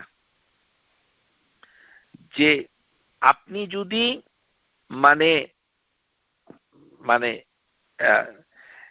এই পথ নির্দেশনা না পান, যে আপনার উদ্দেশ্যটা থাকবে যে আপনি আল্লাহ সুবহানাহু ওয়া তাআলার ইবাদত করতে চান, এটা হচ্ছে আপনার মাকসুদা। এই উদ্দেশ্যতে আপনার ইবাদতকে সংশোধন করতে হবে। এই জন্য আপনি আল্লাহর কাছে চাচ্ছেন ইহদিনাস সিরাতাল মুস্তাকিম, এটা আল্লাহর কাছে চাচ্ছেন। এবং এটার দরকার কেন? যে ইবাদতকে শুদ্ধ করার জন্য। এখন আপনি আসেন আপনার নামাজ, তা আপনার নামাজটা হলো সবচেয়ে বড় ইবাদত। ইবাদতের ভিতরে জিক্রুল আকবার, সবচেয়ে বড় ইবাদত কি? আস-সালাহ। হাদিসের ভিতরে আসছে মানে যার নামাজ মানে শুদ্ধ হয়ে যাবে, নামাজে কিয়ামতের দিন যার নামাজে সে পার পেয়ে যাবে তার সমস্ত আমল শুদ্ধ হয়ে যাবে। মানে সালাহা, যার নামাজ সবকিছু ঠিকঠাক হয়ে যাবে, সমস্ত কিছু হয়ে যাবে, তার সমস্ত আমল, অন্য আমলগুলো আল্লাহ সুবহানাহু ওয়া তাআলা তার ঠিকঠাক করে দিবে। তো নামাজটা কিভাবে পড়তে হবে? তাহলে সেখানে হাদিসের ভিতরে বলা হচ্ছে সাল্লু কামা রাআইতুমুনি উসাল্লি। তো আল্লাহ সুবহানাহু ওয়া তাআলা যে রাসূল পাঠিয়েছেন, সেই রাসূল সাল্লাল্লাহু আলাইহি সাল্লাম জিবরাইলের মাধ্যমে 2 বার নামাজ পড়েছেন মসজিদুল হারামের কাছে। এটা হাদিসের ভিতরে আছে যে জিবরাইল আলাইহিস সালাম বর্তমানে যে সৌদি আরব, এখানে যে কাবা, মক্কা আল মুকাররমা, সেই এলাকাতে জিবরাইল নিজে এসে নবী সাল্লাল্লাহু আলাইহি সাল্লামকে 2 বার, জিবরাইল ইমাম হয়েছেন, নবী সাল্লাল্লাহু আলাইহি সাল্লাম তার সাথে নামাজে মামুম হয়েছেন, অনুসরণ করেছেন। এইভাবে তাকে নামাজ শিক্ষা দেওয়া হয়েছে। সেই আল্লাহ রাসূল আপনাকে বলছেন যে তোমরা নামাজ পড়ো যেমন আমাকে নামাজ পড়তে দেখছো। সাল্লু কামা রাআইতুমুনি উসাল্লি। তিনি মেয়েদেরও রাসূল, ছেলেদেরও রাসূল। বাংলাদেশের চিন্তাধারাটাকে পরিবর্তন করতে হবে যে নামাজ পুরুষের জন্য একরকম, মেয়েদের জন্য আরেক রকম। এটা তো আল্লাহ সুবহানাহু ওয়া তাআলা রাসূলুল্লাহ সাল্লাল্লাহু আলাইহি সাল্লামকে বলেন নাই, আর তিনি আমাদেরকে এরকম কোনো খবর দেন নাই যে মেয়েদের নামাজের জন্য আমার মেয়েকে ঠিক করে দিয়েছে, তোমরা ফাতিমাকে অনুসরণ করো অথবা আয়েশাকে অনুসরণ করো রাদিয়াল্লাহু তাআলা আনহা। নবী সাল্লাল্লাহু আলাইহি সাল্লাম কি কখনো বলেছেন যে হে মুসলিম মহিলা যারা আছো, মুসলিম সাহাবিয়া, মুসলিমা, যে তোমরা এক কাজ করো, আমার ওয়াইফের মা যেভাবে নামাজ পড়ে এমনি তোমরা নামাজ পড়ো, এটা তিনি বলেছেন নাকি? এটা তিনি বলতে পারেন না। কারণ কি? ইন্নী রাসূলুল্লাহি ইলাইকুম জামিআন, তিনি সবার জন্য রাসূল। তিনি মেয়েদের জন্য রাসূল, পুরুষের জন্য রাসূল। তিনি ছোট ছেলের জন্য রাসূল, তিনি বৃদ্ধের জন্য রাসূল। তিনি সৌদি আরবের লোকদের জন্য রাসূল, তিনি বাংলাদেশের মানুষ মুসলমানদের জন্য রাসূল। তিনি সমস্ত মানব জাতির জন্য রাসূল। ইন্নী রাসূলুল্লাহি ইলাইকুম জামিআন, সবার জন্য রাসূল। সেই রাসূল বলছেন যে নামাজ পড়ো যেমন আমাকে নামাজ পড়া দেখছো। তাহলে আপনি যে ফাতিহার ভিতরে বলছেন ইহদিনাস সিরাতাল মুস্তাকিম, আসলে আপনি আল্লাহর কাছে কি চাচ্ছেন? এই যে হিদায়াতটা চাচ্ছেন, এই হিদায়াতটা উদ্দেশ্যটা কি, মাকসুদটা কি? আপনার হিদায়াত চাওয়ার মাকসুদ যদি তাসহিল ইবাদা, ইবাদতকে সংশোধন করার উদ্দেশ্য না হয়, তাহলে ইহদিনাস সিরাতাল মুস্তাকিমের যে আসল যে উদ্দেশ্য সেটা মানে সাধন হবে না। বুলুগুল মাকসুদ ইহদিনাস সিরাতাল মুস্তাকিম, যে এটি হচ্ছে দুল্লুনা আলা তারিকাল ওয়াদি, এমন একটা তারিকা একদম পরিষ্কার, এই পথের ভিতরে কোনো অস্পষ্টতা নাই। আল্লাযী লা ইওয়াজিজ, ইভিজাজ, লা ইভিজাজ, ইভিজাজ ফিহি, এর ভিতরে কোনো বক্রতা নাই, ইভিজাজ। ওয়াওয়াফিকনা লিসসুলুকি, এবং সমস্ত এই পথগুলোকে যেন আল্লাহ আপনাকে তৌফিক দান করেন। ওয়াসাব্বিতনা আলাইহি, এবং আল্লাহ সুবহানাহু ওয়া তাআলা যেন আপনাকে এই পথের উপরে স্থির রাখেন। আপনি যখন ইহদিনাস সিরাতাল মুস্তাকিম বলেন, সেটা দিয়ে তিনটি জিনিস বোঝায়। তিনটি জিনিস। একটি হচ্ছে মানে এমন পথে আমাকে দেখান, এটা লিখে রাখতে পারেন। ইহদিনাস সিরাতাল মুস্তাকিম, এই কথাটা বলেছেন কে? তাফসীর কারক, ওনার নাম হচ্ছেন ইবনে জারীর আত-তাবারি। তিনি একটা অত্যন্ত গুরুত্বপূর্ণ তাফসীর করেছেন এই আয়াতের। তিনি বলেছেন ইহদিনাস সিরাতাল মুস্তাকিম দিয়ে তিনটি কথা বোঝায়। একটি হচ্ছে দুল্লুনা আলা তারিকাল ওয়াদি আল্লাযী লা ইভিজাজ, হে আল্লাহ আপনি আমাকে পথ দেখান, দুল্লুনা পথ দেখান, যে যেটা পরিষ্কার পদ্ধতি, যেটার ভিতরে কোনো বক্রতা নাই, ইভিজাজ। আর কি? ওয়াওয়াফিকনা লিসুলুকাহু, যে এই পথে আমাকে তৌফিক দেন, আমি যেন তৌফিক পেয়ে যাই। আর তৌফিক দেওয়ার পরে ওয়াসাব্বিতনা আলাইহি, এবং আমাকে এটার উপরে স্থির রাখেন। মানে আপনি সহিহ হাদিসের মাধ্যমে নামাজটাকে শুদ্ধ করেছেন। মাশাআল্লাহ, আমরা নামাজের তাওহীদ ফাউন্ডেশনের পক্ষ থেকে আপনারা দীর্ঘদিন ধরে নামাজের অনেক বক্তৃতা শুনেছেন। তো রাসূলুল্লাহ সাল্লাল্লাহু আলাইহি সাল্লামের নামাজের পদ্ধতি আমরা অনেকবার আলোচনা করেছি, সেটা আপনি শিখে নিজে চর্চা করছেন। ভালো, আল্লাহ সুবহানাহু ওয়া তাআলা আপনাকে তৌফিক দিয়েছেন, সেটা আপনি করেন। কিন্তু হঠাৎ করে আপনার বান্ধবীর পাল্লায় পড়ে এখন সব চেঞ্জ করে দিলেন, তাহলে কোনটা বাদ পড়লো? সাব্বিতনা আলাইহি, এটা আপনার তৌফিক হয়নি। কারণ আপনি হচ্ছেন ঝাঁকের কই, ঝাঁকের কই ঝাঁকে মিশে যাচ্ছে। মানে আপনার ভিতরে কোনো স্থিরতা নাই, আপনার ভিতরে কোনো ধরনের আন্ডারস্ট্যান্ডিং নাই। আপনার ভিতরে কিসের অভাব? ইখলাস। ইখলাস, আপনার ইখলাস নাই। আপনি লোক দেখানো, আপনি মানুষকে সন্তুষ্ট করার জন্য কিছুদিন এইভাবে নামাজ পড়েছেন, এখন বাসায় গিয়ে আবার পাল্টে দিয়েছেন। আপনার কোনো আন্ডারস্ট্যান্ডিং নাই। সেখান থেকে আপনাকে বের হয়ে আসতে হবে, সেখান থেকে আপনাকে উত্তরণ ঘটাতে হবে। কারণ ইহদিনাস সিরাতাল মুস্তাকিমের ভিতরে আপনি তিনটি জিনিস চাচ্ছেন। একটি হচ্ছেন দুল্লুনা আলা তারিক, পথ দেখানো। আরেকটি হচ্ছে তাওফিক বিল্লাহ, আল্লাহ যে তাওফিক দিবে, ওয়াসাব্বিত আলাই, এবং তার উপরে স্থির থাকা। এই তিনটা জিনিস আল্লাহ সুবহানাহু ওয়া তাআলার কাছে আপনি চাচ্ছেন যখন আপনি বলছেন ইহদিনাস সিরাতাল মুস্তাকিম। এটা সকল ক্ষেত্রে। আপনি উমরা করছেন, প্রথমবার হজ করেছেন, ভুল হয়েছে, হজের ভিতরে অনেক ধরনের ত্রুটি করেছেন, তো আবার হজ করুন সহি তরিকায়। হজ হচ্ছে একটি ইবাদত, এক গুরুত্বপূর্ণ ইবাদত, ইসলামের একটি স্তম্ভ। আগে যাকাত দিয়েছেন ভুলভাবে, এখন শুদ্ধ করুন, স্থির থাকুন। আগে রোজা রেখেছেন, সেখানে কিছু ভুল হয়েছে, সেগুলোকে শুদ্ধ করুন। তো এভাবে শুদ্ধি অভিযান চলছে এবং চলবে, এবং সেই তৌফিক যখন আল্লাহ আপনাকে দান করেন তখন সেটার উপরে আপনি স্থির থাকুন, আপনি চেঞ্জ করবেন না। কেন করছেন? সিরাতাল্লাযীনা আন'আমতা আলাইহিম, এই আয়াতে সাথে পূর্বের আয়াতের মিল রয়েছে, যে যেটাতে সন্তুষ্টি বোঝায়।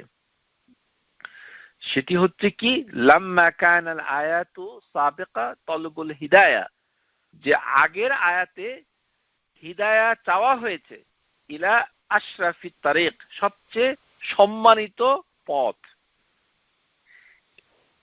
এই জন্য আল্লাহ সুবহানাহু ওয়া তাআলা মানে হিদায়াতের সম্মানিত পথ মানে মানে কোনটা হবে সেটা আল্লাহ নাসাবা যালিক সিওয়া আল সুআল আহসানির রাফিক, আল্লাহ সুবহানাহু ওয়া তাআলার সব কাছে সবচেয়ে যারা মানে উত্তম সাথী বলে বিবেচিত, তাদের পথকে আল্লাহ সুবহানাহু ওয়া তাআলা উল্লেখ করে দিয়েছেন। তাহলে মানে যাদের উপরে আল্লাহ সন্তুষ্ট হয়েছেন, সিরাতাল্লাযীনা আন'আমতা আলাইহিম, তারিকুন আল্লাযীনা আন'আমাল্লাহ তাআলা আলাইহিম বিল হিদায়াতি ইলা সিরাতিল মুস্তাকিম, মানে এমন একটা পথ যার উপরে আল্লাহ নিয়ামত দিয়েছেন, ব্লেসিংস করেছেন। আল্লাহ সুবহানাহু ওয়া তাআলার আশীর্বাদ পুষ্ট, মানে ভালো বাংলা নাই, ব্লেসড, যাদের উপরে আল্লাহ অনুগ্রহ করেছেন। কিসের মাধ্যমে অনুগ্রহ করেছেন? সিরাতাল মুস্তাকিমের মাধ্যমে অনুগ্রহ করেছেন। ওই তাদের পথে আপনি যেতে চান। ওহুম আল্লাযীনা আলিমুল হাক্কা ওয়া আমিলু বিহি, আলিমুল হাক্কা, তাহলে আপনি জেনে যাচ্ছেন প্রথমে আপনাকে কি করতে হবে? আলিমুল হাক্কা, হক জিনিসটাকে আপনাকে প্রথমে জানতে হবে। এটা হচ্ছে সবচেয়ে বেশি গুরুত্বপূর্ণ।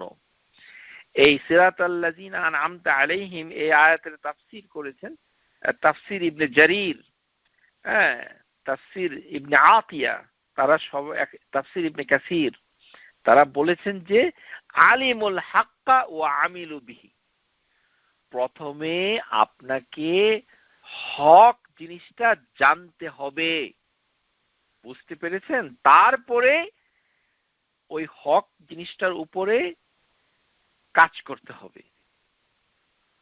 আমাদের সমাজে যে ধারণা আছে যে ওনার কথা বলছেন, উনি তো খুব আমল করেন।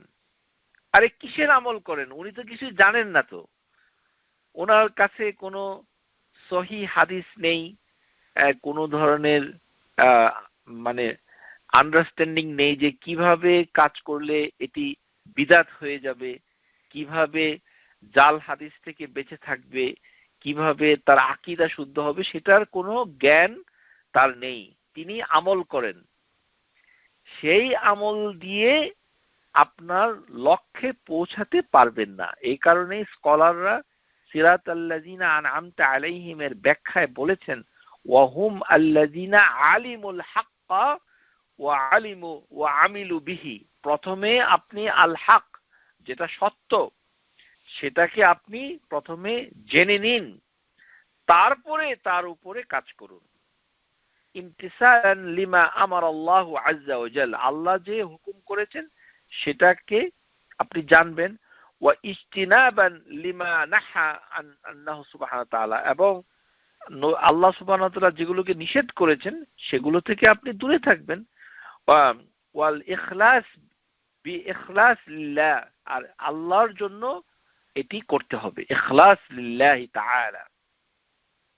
মুতাবিআতিন লিরাসূলিল্লাহ, এবং রাসূলুল্লাহ সাল্লাল্লাহু আলাইহি ওয়াসাল্লামের অনুসরণ করতে হবে, আর জিনিসটা আল্লাহর জন্য করতে হবে, আল্লাহর জন্য। ওয়াহুম আল মুসকারুন ফি কাউলিহি মুযাক্কারুন, মানে এটাই উল্লেখ করা হয়েছে যে এই আয়াতে সূরা নিসা, ওয়ামান ইউতিইল্লাহ ওয়া রাসূলাহু ফাউলাইকা মা'আল্লাযীনা আন'আমা আল্লাহু আলাইহিম মিনান নাবিয়্যিন ওয়াস-সিদ্দীকিন ওয়াশ-শুহাদাই ওয়াস-সালিহিন ওয়া হাসুনা উলাইকা রাফীকা। সূরা নিসা আয়াত নাম্বার 59। আসলে প্রত্যেক তাফসীর কারক এই আয়াতটাকে দিয়েই সিরাতাল্লাযীনা আন'আমতা আলাইহিমে তাফসীর করেছেন। এটা সবার ক্ষেত্রে, এটা অলমোস্ট ইউনিফর্ম, সবাই এটা করেছেন। এটা কেন করেছেন? কারণ হাদিসের ভিতরে ইঙ্গিত এসেছে যে যাদেরকে আপনি পছন্দ করেন, যেমন মানে মানুষ তাদের সাথে সে থাকবে, আল মারউ মা'আল মাহাব্বা মান আহাব্বা, আল মারউ মা মান আহাব্বা, মানুষ তার সাথে থাকবে যাকে সে ভালোবাসে। বুখারী মুসলিমের হাদিস, বুখারী হাদিস নাম্বার 61, 68, 6168, মুসলিম 2641। আল মারউ মা মান আহাব্বা, মানুষ তার সাথে থাকবে যাকে সে ভালোবাসে। আনাস রাদিয়াল্লাহু আনহু তিনি বলেন যে নবী সাল্লাল্লাহু আলাইহি ওয়াসাল্লামের এই কথাটা শুনে সাহাবীরা এত খুশি হয়েছিল যে এত আনন্দিত আর কখনো তারা হয় নাই, কারণ তারা ধরে নিয়েছে যে তারা রাসূলুল্লাহ সাল্লাল্লাহু আলাইহি ওয়াসাল্লামের সাথে জান্নাতেও থাকবে। এই কারণে তারা খুশি হয়েছিল। এই আয়াতের আসবাব হিসাবে বলা হয়েছে যে কোন কোন সাহাবী নবী সাল্লাল্লাহু আলাইহি ওয়াসাল্লামের কাছে একটু ভিন্ন ধারণা পোষণ করতেন, যে বলতেন, হে আল্লাহর রাসূল, আপনি তো জান্নাতে, জান্নাতুল ফিরদাউসিল আ'লা, জান্নাতের সবচেয়ে উচ্চ স্থানে আপনি থাকবেন। জান্নাত কিন্তু একটা, আবার বাংলাদেশের বইপত্র পড়ে 7টা বেহেশত, 7টা বেহেশত না, বেহেশত একটা, বেহেশতকে কোরআনের ভাষা বলা হয় জান্নাহ, এটা একটাই, আর দোজখও একটা, আর বেহেশত একটা। এই 7টা 8টা এগুলি বাদ, এগুলো, এটা বাংলাদেশ না, এটা আল্লাহর কালাম আর দ্বীনুল ইসলাম। সুতরাং জান্নাত একটা, কিন্তু জান্নাতের ভিতরে অনেক ধরনের জান্নাত রয়েছে, মানে বাগানের ভিতরে রয়েছে অসংখ্য বাগান, অসংখ্য স্থান, তারপরে হচ্ছে মানে দারাজা, এটার ভিতরে কিছু দরজা রয়েছে, কিছু সর্বোচ্চ স্থান রয়েছে ইত্যাদি, বৈচিত্র্যপূর্ণ জান্নাত। তো নবী সাল্লাল্লাহু আলাইহি সাল্লাম যেহেতু জান্নাতের ফেরদাউসুল আলা, সবচেয়ে মাকামে মাহমুদ এবং থেকে থাকার পরে আল্লাহ সুবহানাহু ওয়া তাআলা তাকে জান্নাতের সর্বোচ্চ স্থানে দান করবেন, সাহাবীরা তখন আল্লাহ রাসূলকে বলতে লাগলেন যে আমরা তো নিচের স্তরে থাকব, আমরা তো আপনার কোনো সঙ্গ পাবো না, আপনাকে আমরা দেখতে পাবো না জান্নাতে গিয়ে, কারণ আপনি উপরে থাকবেন, আমরা নিচে থাকবো। তখন আল্লাহ সুবহানাহু ওয়া তাআলা এই আয়াত নাজিল করে এই সাহাবীদেরকে সান্ত্বনা দিয়েছিলেন যে যারা আল্লাহ রাসূলের ইত্তেবা করে, সুবহানাল্লাহ, ওয়ামান ইউতিইল্লাহ রাসূলা, যারা আল্লাহর মানে আনুগত্য করবে, সেই সাথে রাসূলের আনুগত্য করবে একই সাথে। এখানে কিন্তু সুম্মা কথাটা বলে নাই যে আল্লাহর আনুগত্য করো তারপর রাসূলের আনুগত্য করো, তা না। ওয়ামান ইউতিইল্লাহ ওয়া রাসূলা, আল্লাহ এবং তার রাসূলের আনুগত্য করবে। তার মানে কি? আল্লাহর আনুগত্য করা মানে কোরআনুল কারীমের আনুগত্য করা, কোরআন আর ওয়া সুন্নাহ ও রাসূলা। এই জন্য আমরা সবার কাছে যে দাওয়াতটা দিতে চাই যে আসুন আমরা কোরআন সুন্নাহর আলোকে আলোকিত হই। যারা কোরআন সুন্নাহকে অনুসরণ অনুকরণ করেছে তাদের পথটা আমরা ধরি। কোরআন সুন্নাহ, কোরআন সুন্নাহ, কোরআন তারপরে সুন্নাহ, ও কোরআনে যদি না পাওয়া যায় তারপরে সুন্নতে দেখব, না, জি না। কোরআন এবং সুন্নাহ পাশাপাশি, একই সাথে, দুটোকেই অনুসরণ করলে ومن يطع الله ورسوله فاولئك مع الذين انعم الله عليهم, যে তোমরা যদি কোরআন সুন্নাহ, আল্লাহ এবং তার রাসূলের অনুসরণ করো, তাকে মানো, তাকে অনুসরণ করো, তাহলে তোমরা তাদের সাথেই থাকবে যাদের তারা হচ্ছেন নবিয়্যিন ওয়া সিদ্দিকিন ওয়া শুহাদা ওয়া সালিহিন, অর্থাৎ নবী, রাসূল, সিদ্দিক, সৎকর্মশীল, শহীদ, এদের সাথে তোমরা থাকবে। এই কারণে আল্লাহ এই আয়াতটা নাজিল করে সাহাবীদেরকে সান্ত্বনা দিয়েছেন যে তোমরা তাদের সাথে থাকবে, তোমাদের কোনো দুঃখ করার দরকার নেই। কেননা কোন সাহাবী নবী সাল্লাল্লাহু আলাইহি সাল্লামের কাছে জান্নাতে থাকার দরখাস্ত করেছিলেন। সুবহানাল্লাহ, জান্নাতে যাবে সাহাবীরা আল্লাহ রাসূলের কাছে দরখাস্ত করেছিলেন। হাদিসের ভিতরে এসেছে, তারা বলতো, মানে কোন এক সাহাবী বলেছিলেন, এটা হাদিসে এসে, হাদিসটা সহিহ, মুসলিমের হাদিস, হ্যাঁ, হাদিস নাম্বার 489, ইয়া রাসূলুল্লাহ আসআলুকা মুরাফাতাক ফিল জান্নাহ, হে আল্লাহ রাসূল, আপনার সাথে আমরা জান্নাতে থাকতে চাই। আসআলুকা মুরাফাতাক ফিল জান্নাহ, জান্নাতে আপনার সাথে থাকতে চাই।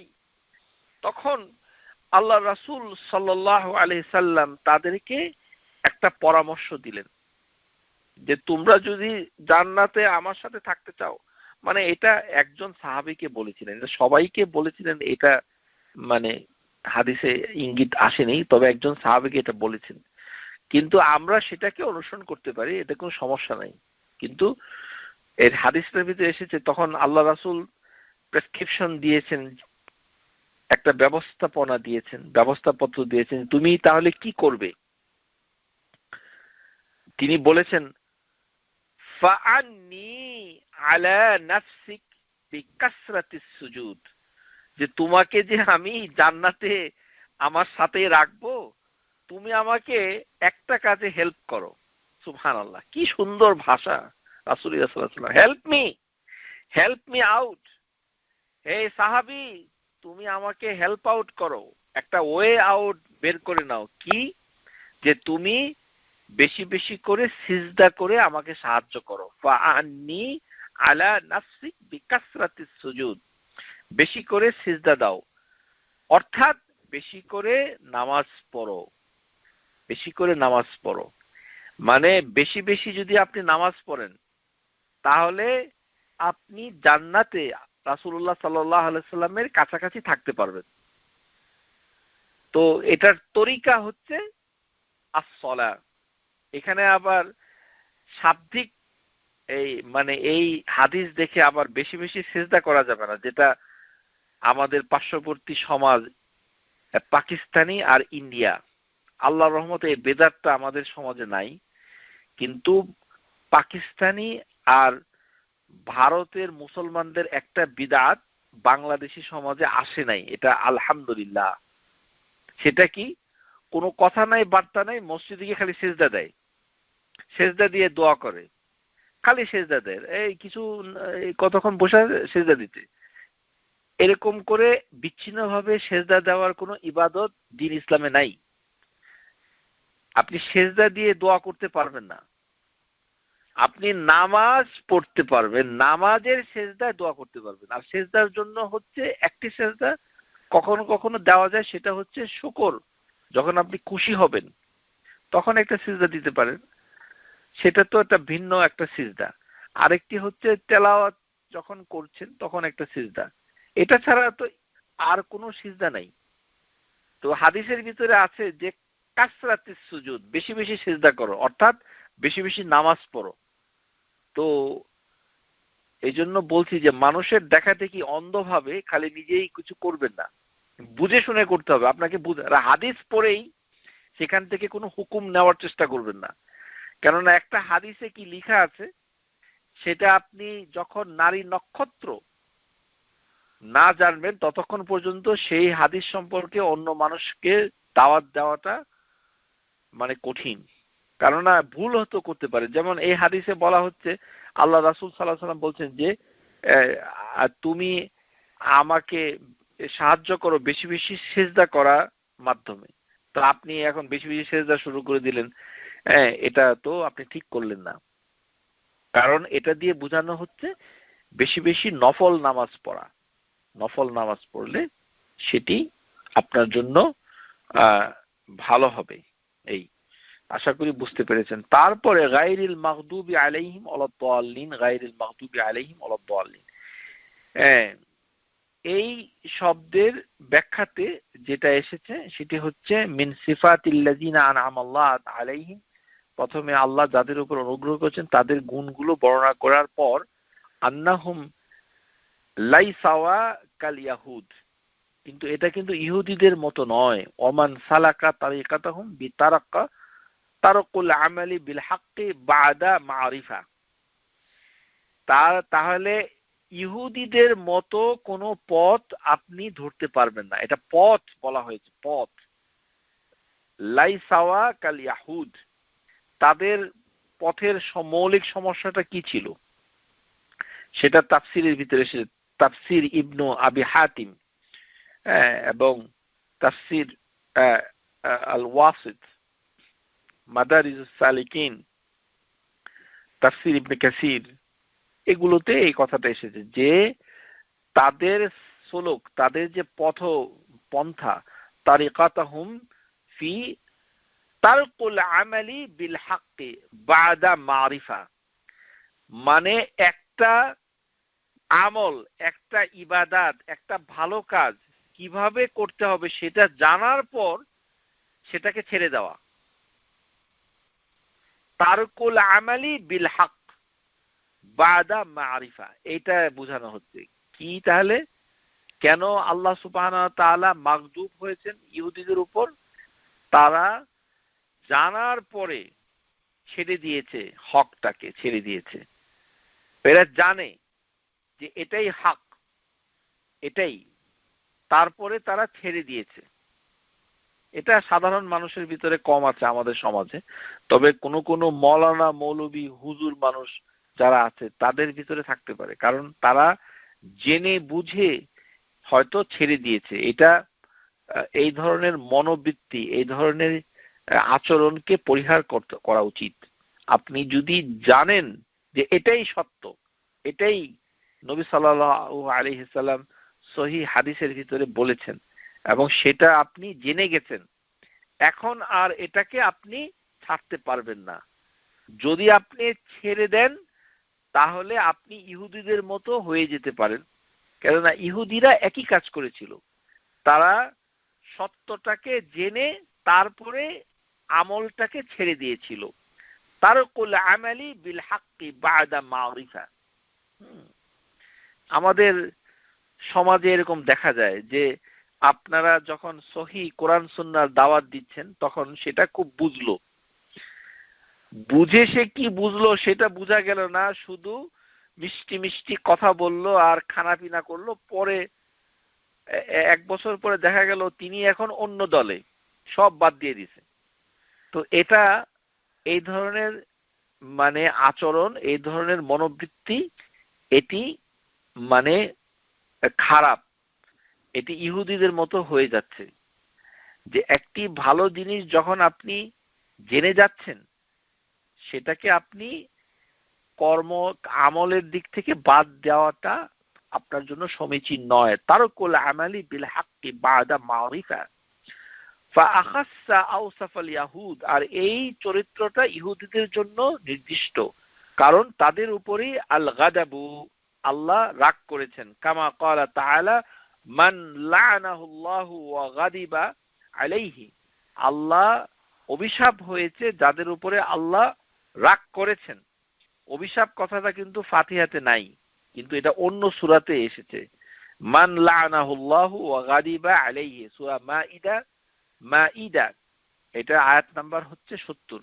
ওয়াকালা সুবহানা আইদান ফাবাআউ বিগাদাবিন আলা গাদাব, যাদের উপরে আল্লাহ অসন্তুষ্ট হয়েছেন, আবার অসন্তুষ্ট হয়েছেন, অসন্তুষ্টের উপর অসন্তুষ্ট হয়েছেন। গাদাবিন আলা গাদাব, রাগের উপরে রাগ, রাগের উপরে রাগ কে হয়েছে? আল্লাহ সুবহানাহু ওয়া তাআলা। তাহলে রাগ করাটা আল্লাহর একটি অন্যতম মানে মানে গুণগত মানে কর্মগত গুণ, কর্মগত গুণ। আল্লাহ সুবহানাহু ওয়া তাআলা রাগ করেন। ফাবাউ বিগাদাবিন আলা গাদাব, গাদিবাল্লাহ, আল্লাহর রাগ। তাহলে এটি আল্লাহর রাগটা এসেছিল দ্বিগুণ ভাবে এসেছিল, কেননা সূরা বাকারা 90 নম্বর আয়াতে গাদাবিন আলা গাদাব, রাগের উপরে রাগ।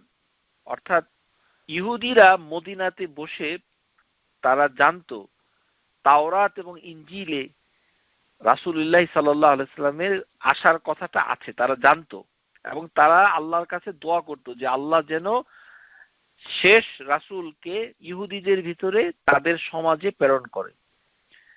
তো যখন মদিনায় নবী সাল্লাল্লাহু আলাইহি সাল্লাম আসলেন, তখন তারা জেনে গেল যে এটাই হচ্ছে আল্লাহর রাসূল, কিন্তু তাদের সমাজে আসে নাই। এইজন্য অহংকার বশত তারা আল্লাহর রাসূলের ইত্তিবা করেনি। তখন আল্লাহ আরো রাগ করলেন, যেহেতু তারা জেনে শুনে আল্লাহর রাসূলকে পরিত্যাগ করেছে। ওয়ান আদি ইবনে হাতিম, এটা হাদিসের দলিল তারা দিয়েছেন, আল মাগদুব আলাইহিম আল ইয়াহুদ, যাদের উপরে আল্লাহ রাগ করেছেন তারা ছিলেন ইয়াহুদ। ওয়ালাদ দাল্লিন, ইন্না মিন সিফাতিল্লাযিনা আনআমা আল্লাহু আলাইহিম আন্নাহুম লাউ লাইসাওয়া কান নাসারা। আর দাল্লিনের দৃষ্টান্ত হচ্ছে যে নাসারা, ওমান সালাকা তারিকাতাহুম, এটা তাদের পথটা হচ্ছে কি, মান জাহিলুল হক, তারা হক সম্পর্কে জানে না। মান জাহিলুল হক ফাআবাদাল্লাহু তাআলা বিগাইরি ইলম, কোনো জ্ঞান ছাড়াই আল্লাহর ইবাদত করে, জ্ঞান ছাড়া ইবাদত করে তারা, কারণ তারা হক জানতে চায় না। আমাদের সমাজে আছে, যখন আপনি বলবেন যে এই ইবাদতটা এভাবে করতে হয়, এগুলো বেশি আপনি বাড়াবাড়ি করেন।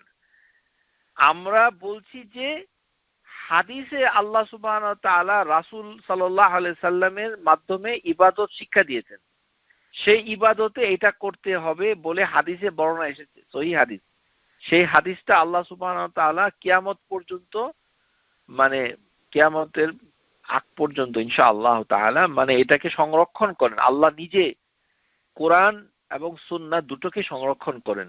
ইন্না নাহনু নাযালনাল কুরআনা ওয়া ইন্না নাহনু নাযালনা যিকরা ওয়া ইন্না লাহু হাফিজুন, যে জিকির অর্থ হচ্ছে কোরআন এবং সুন্নাহ।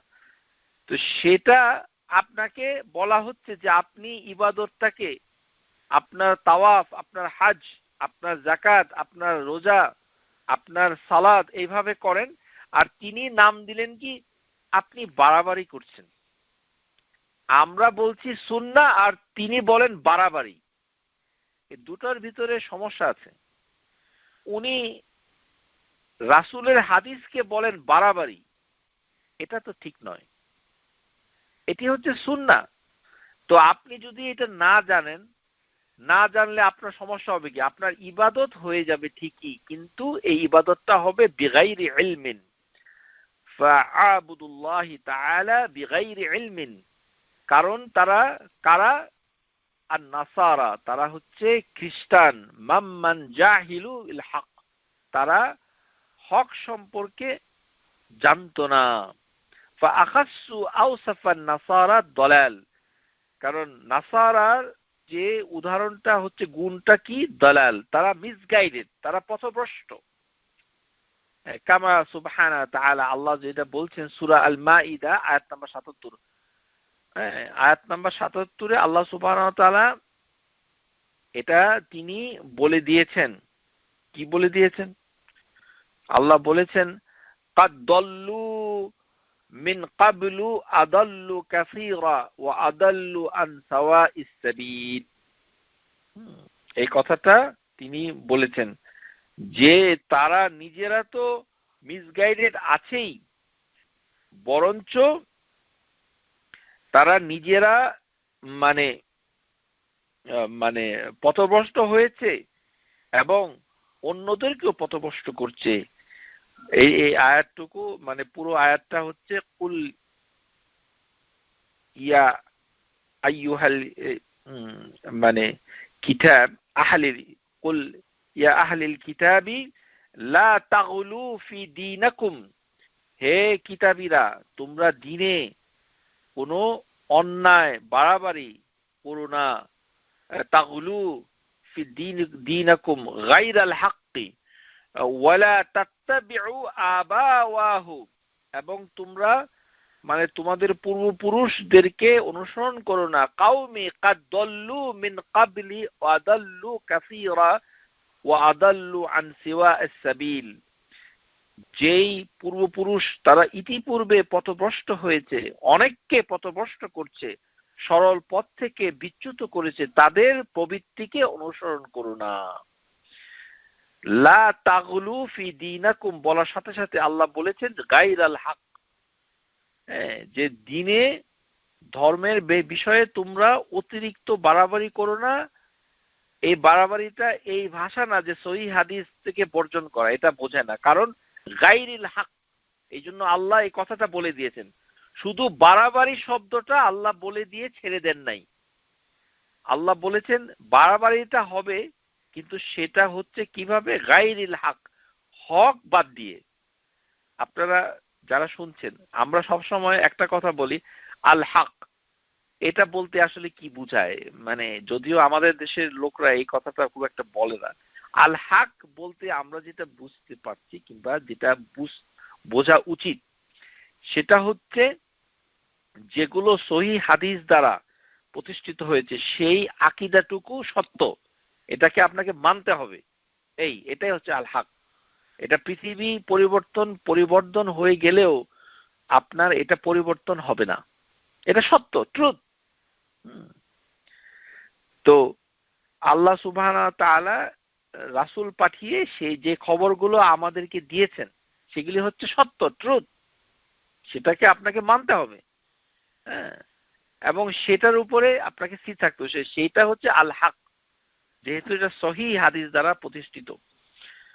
আর আপনি আপনার পূর্বপুরুষদেরকে অনুসরণ করবেন না, কারণ ওই পূর্বপুরুষগুলা নিজেরাও পথভ্রষ্ট ছিল, অন্যকেও পথভ্রষ্ট করেছে। কাদ্দল্লু, তারা পথভ্রষ্ট ছিল, কাদ্দল্লু মিন কাবলু, তারা পূর্বেই পথভ্রষ্ট ছিল। ও আদাল্লু কাসীরা, এখন অনেককে পথভ্রষ্ট করেছে। ওয়াদাল্লু আন সিওয়া'আস সাবিল, এবং তারা সরল পথ থেকে বিচ্যুত হয়েছে। এটা আমরা দেখতে পাই আমাদের সমাজে যারা সহি আকীদা, সহি ঈমান, সহি তাওহীদ জানে না। এটার মৌলিক কারণ হচ্ছে যে তিনি তার পিতা মাতাকে অনুসরণ করেন। মানে মাতা এখানে বলাই বাহুল্য, মানে পিতা, মানে আব্বা, তার বাবা, দাদা, বাপ দাদা, অথবা বন্ধু বান্ধব, চাচা ইত্যাদি। মানে তারা যে পথভ্রষ্ট হয়েছে অথবা হয়ে যেতে পারে সেই চিন্তাটা তার মাথায় আসছে না। এবং তারা অনেককেই পথভ্রষ্ট করেছে। এরকম দেখা যায় যে ধর্ম দ্বীনের নামে আমাদের সমাজে অনেক পথভ্রষ্টতা নিজেরাও হয়, পথভ্রষ্ট হয়, অন্যকেও পথভ্রষ্ট করে। এই কথাটাই সূরা মাঈদা এখানে মোটামুটি ইঙ্গিত হিসাবে চলে এসেছে, যদিও এটি মুসলমানদের জন্য এই আয়াতটি নাজিল হয়নি, কিন্তু এটার আচরণগত দিকের সাথে কোনো কোনো মুসলমানের মিল থাকতে পারে।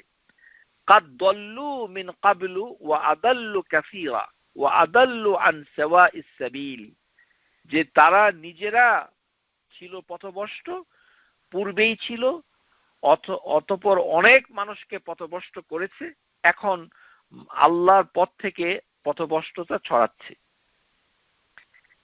এটি হচ্ছে নাসারা উদাহরণ। তো এই জন্য মানে যাদের উপরে আল্লাহ সুবহানাহু ওয়া তাআলা রাগ করেছেন, রুষ্ট হয়েছেন, তাদের ক্ষেত্রে এরকম আয়াতটা নাই যে আরো বেশি মানুষকে এনে আল্লাহর অসন্তুষ্টির কারণ হয়ে করে দিচ্ছে। এটা আয়াতে নাই, কিন্তু হতে পারে। যেটা বেশি হতে পারে সেটা হচ্ছে যে না জানা, জাহিলুল হক।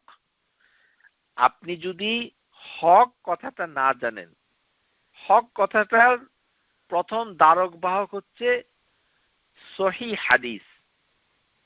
হাদিস যেগুলো এসেছে সেগুলোর ভিতরে কিছু আছে দুর্বল হাদিস, কিছু আছে জাল হাদিস, কিছু আছে মুনকার, কিছু আছে সাজ। এগুলো যেগুলো মানে দুর্বল, জাল, মানে ভিত্তিহীন, এই ধরনের কিছু হাদিস আছে যেগুলোকে রাসূলুল্লাহ সাল্লাল্লাহু আলাইহি সাল্লামের নাম নিয়ে উচ্চারণ করা বৈধ নয়।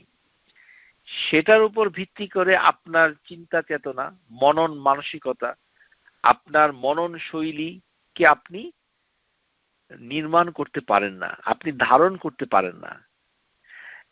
ওই দুর্বল জাল অথবা মুনকার অথবা ভিত্তিহীন হাদিসের উপর ভিত্তি করে আপনি ইবাদত করতে পারেন না, আপনি বিধিবিধান মানতে পারেন না।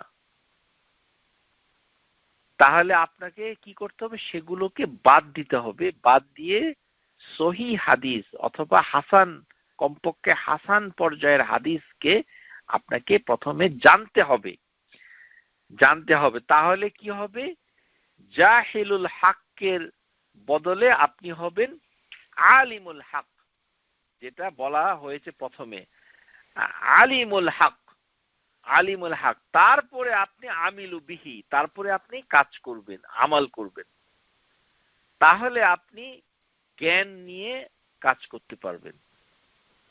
যার জন্য ইমাম আল বুখারী তিনি একটি অধ্যায় রচনা করেছিলেন, তার মানে সহিহের ভিতরে এসেছে, সেটি হচ্ছে মানে আল ইলমু ক্বাবলা আল আমাল।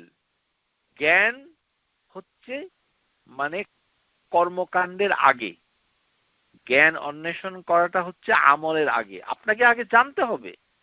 আপনি জানেন না, শুধু আপনার আব্বা আম্মা খুব পরহেজগার ছিলেন অথবা মুসলমান ছিলেন, নামাজ রোজা করতেন বাহ্যিকভাবে, আপনি তাকে অন্ধের মতো অনুকরণ করছেন। আপনি কি সঠিক করছেন সেটা কি আপনি কষ্টি পাথরে যাচাই করে দেখেছেন কখনো? আপনি কি বাজার থেকে কিছু বই কিনে সেগুলোকে নিয়ে যাচাই করে দেখেছেন যে আপনার জানাটা কতটুকু সঠিক? বর্তমানে এই ইনফরমেশন ওভারফ্লো হচ্ছে। আমরা এমন একটি যুগে বসবাস করছি, যে যুগে কোনো তত্ত্ব এবং তথ্য সেটি অতি সুলভে মুহূর্তেই পাওয়া যায়। একটি হাদিস সম্পর্কে জ্ঞান অর্জন করা অনেক সহজ, যেটি 100 বছর আগে ছিল না। তো এখন এই সমাজ, এই টাইমে আমরা বসবাস করছি পৃথিবীতে। তো এই সময়ে যেহেতু আমরা বসবাস করছি, তার একটা সুযোগ আপনাকে নেওয়া উচিত। আপনি শুধু বর্তমান সময়ের জন্য সুযোগ নিয়ে শুধু বেশি বেশি পোলাও কোরমা খাবেন, বিরিয়ানি খাবেন, আর মজার মজার উপাদেয় খাবার খেয়ে ঢেকুর তুলবেন, আর গাড়ি কিনবেন, আর বাড়ি কিনবেন, আর মানে নিজের চেহারাটাকে পালিশ করে আয়নায় বারবার দেখে পুলকিত হাসবেন আর আনন্দিত হবেন, সেটা উদ্দেশ্য নয়। আপনার উদ্দেশ্য, জীবনের উদ্দেশ্য হচ্ছে যে আল্লাহ সুবহানাহু ওয়া তাআলা যে দিন আপনার আমার কাছে মনোনীত করেছেন, ইন্নাদ-দীনা ইনদাল্লাহিল ইসলাম, সেই দিনের উপরে চলার জন্য আপনার দরকার ছিল আল হিদায়া তুল ইরশাদ। সেই হিদায়াটা দরকার এই কারণে যে আপনি ইবাদতগুলোকে শুদ্ধ করবেন। তার প্রক্রিয়াতে প্রথমে আপনি জেনে নেবেন। প্রথমে হচ্ছে জানা, তারপরে হচ্ছে মানা। তো এই পরিক্রমায় আপনাকে আসতে হবে। সেই দিকটাকেই এই সূরা ফাতিহাতে তুলে ধরা হয়েছে, যেটা আমরা সব সময় তোতা পাখির মতো সারা জীবন পড়ছি। সূরা ফাতিহা পড়তে পড়তে আমরা ক্লান্ত হয়ে, হয়তো অনেকে ক্লান্ত হয়ে গেছে যে সূরা ফাতিহা এতবার পড়তে হয়। কিন্তু ফাতিহা যে আপনি পড়ছেন, সেখানে আল্লাহ সুবহানাহু ওয়া তাআলা এই আয়াতে কারিমা গুলোর ভিতরে আপনার কাছ থেকে কি চাচ্ছেন সেটা কি আপনি চিন্তা করে দেখেছেন? নাকি না মানে আপনি শুধু পড়ার জন্যই পড়ছেন? হ্যাঁ, যেমনটি সূরা ইউসুফে এসেছে, তোমরা কি শুধু নামের ইবাদত করো নাকি বুঝে শুনে ইবাদত করো? তো এই জন্য কিছু কিছু জিনিস তো বুঝতেই হবে। এই ক্ষেত্রে সূরা ফাতিহা বোঝাটা আমাদের মানে মতে একটু জরুরি বটে। কেননা ফাতিহাটা উম্মুল কিতাব, সমস্ত কিতাবের মা, উম্মুল কিতাব। সেটা আপনি যদি জেনে যান তাহলে একটি সামগ্রিক দিন সম্পর্কে আপনার একটি ধারণা অন্তরে চলে আসবে। আশা করি বুঝতে পেরেছেন। ওয়া আখিরু দাওয়ানা আনিল হামদুলিল্লাহি রাব্বিল আলামিন।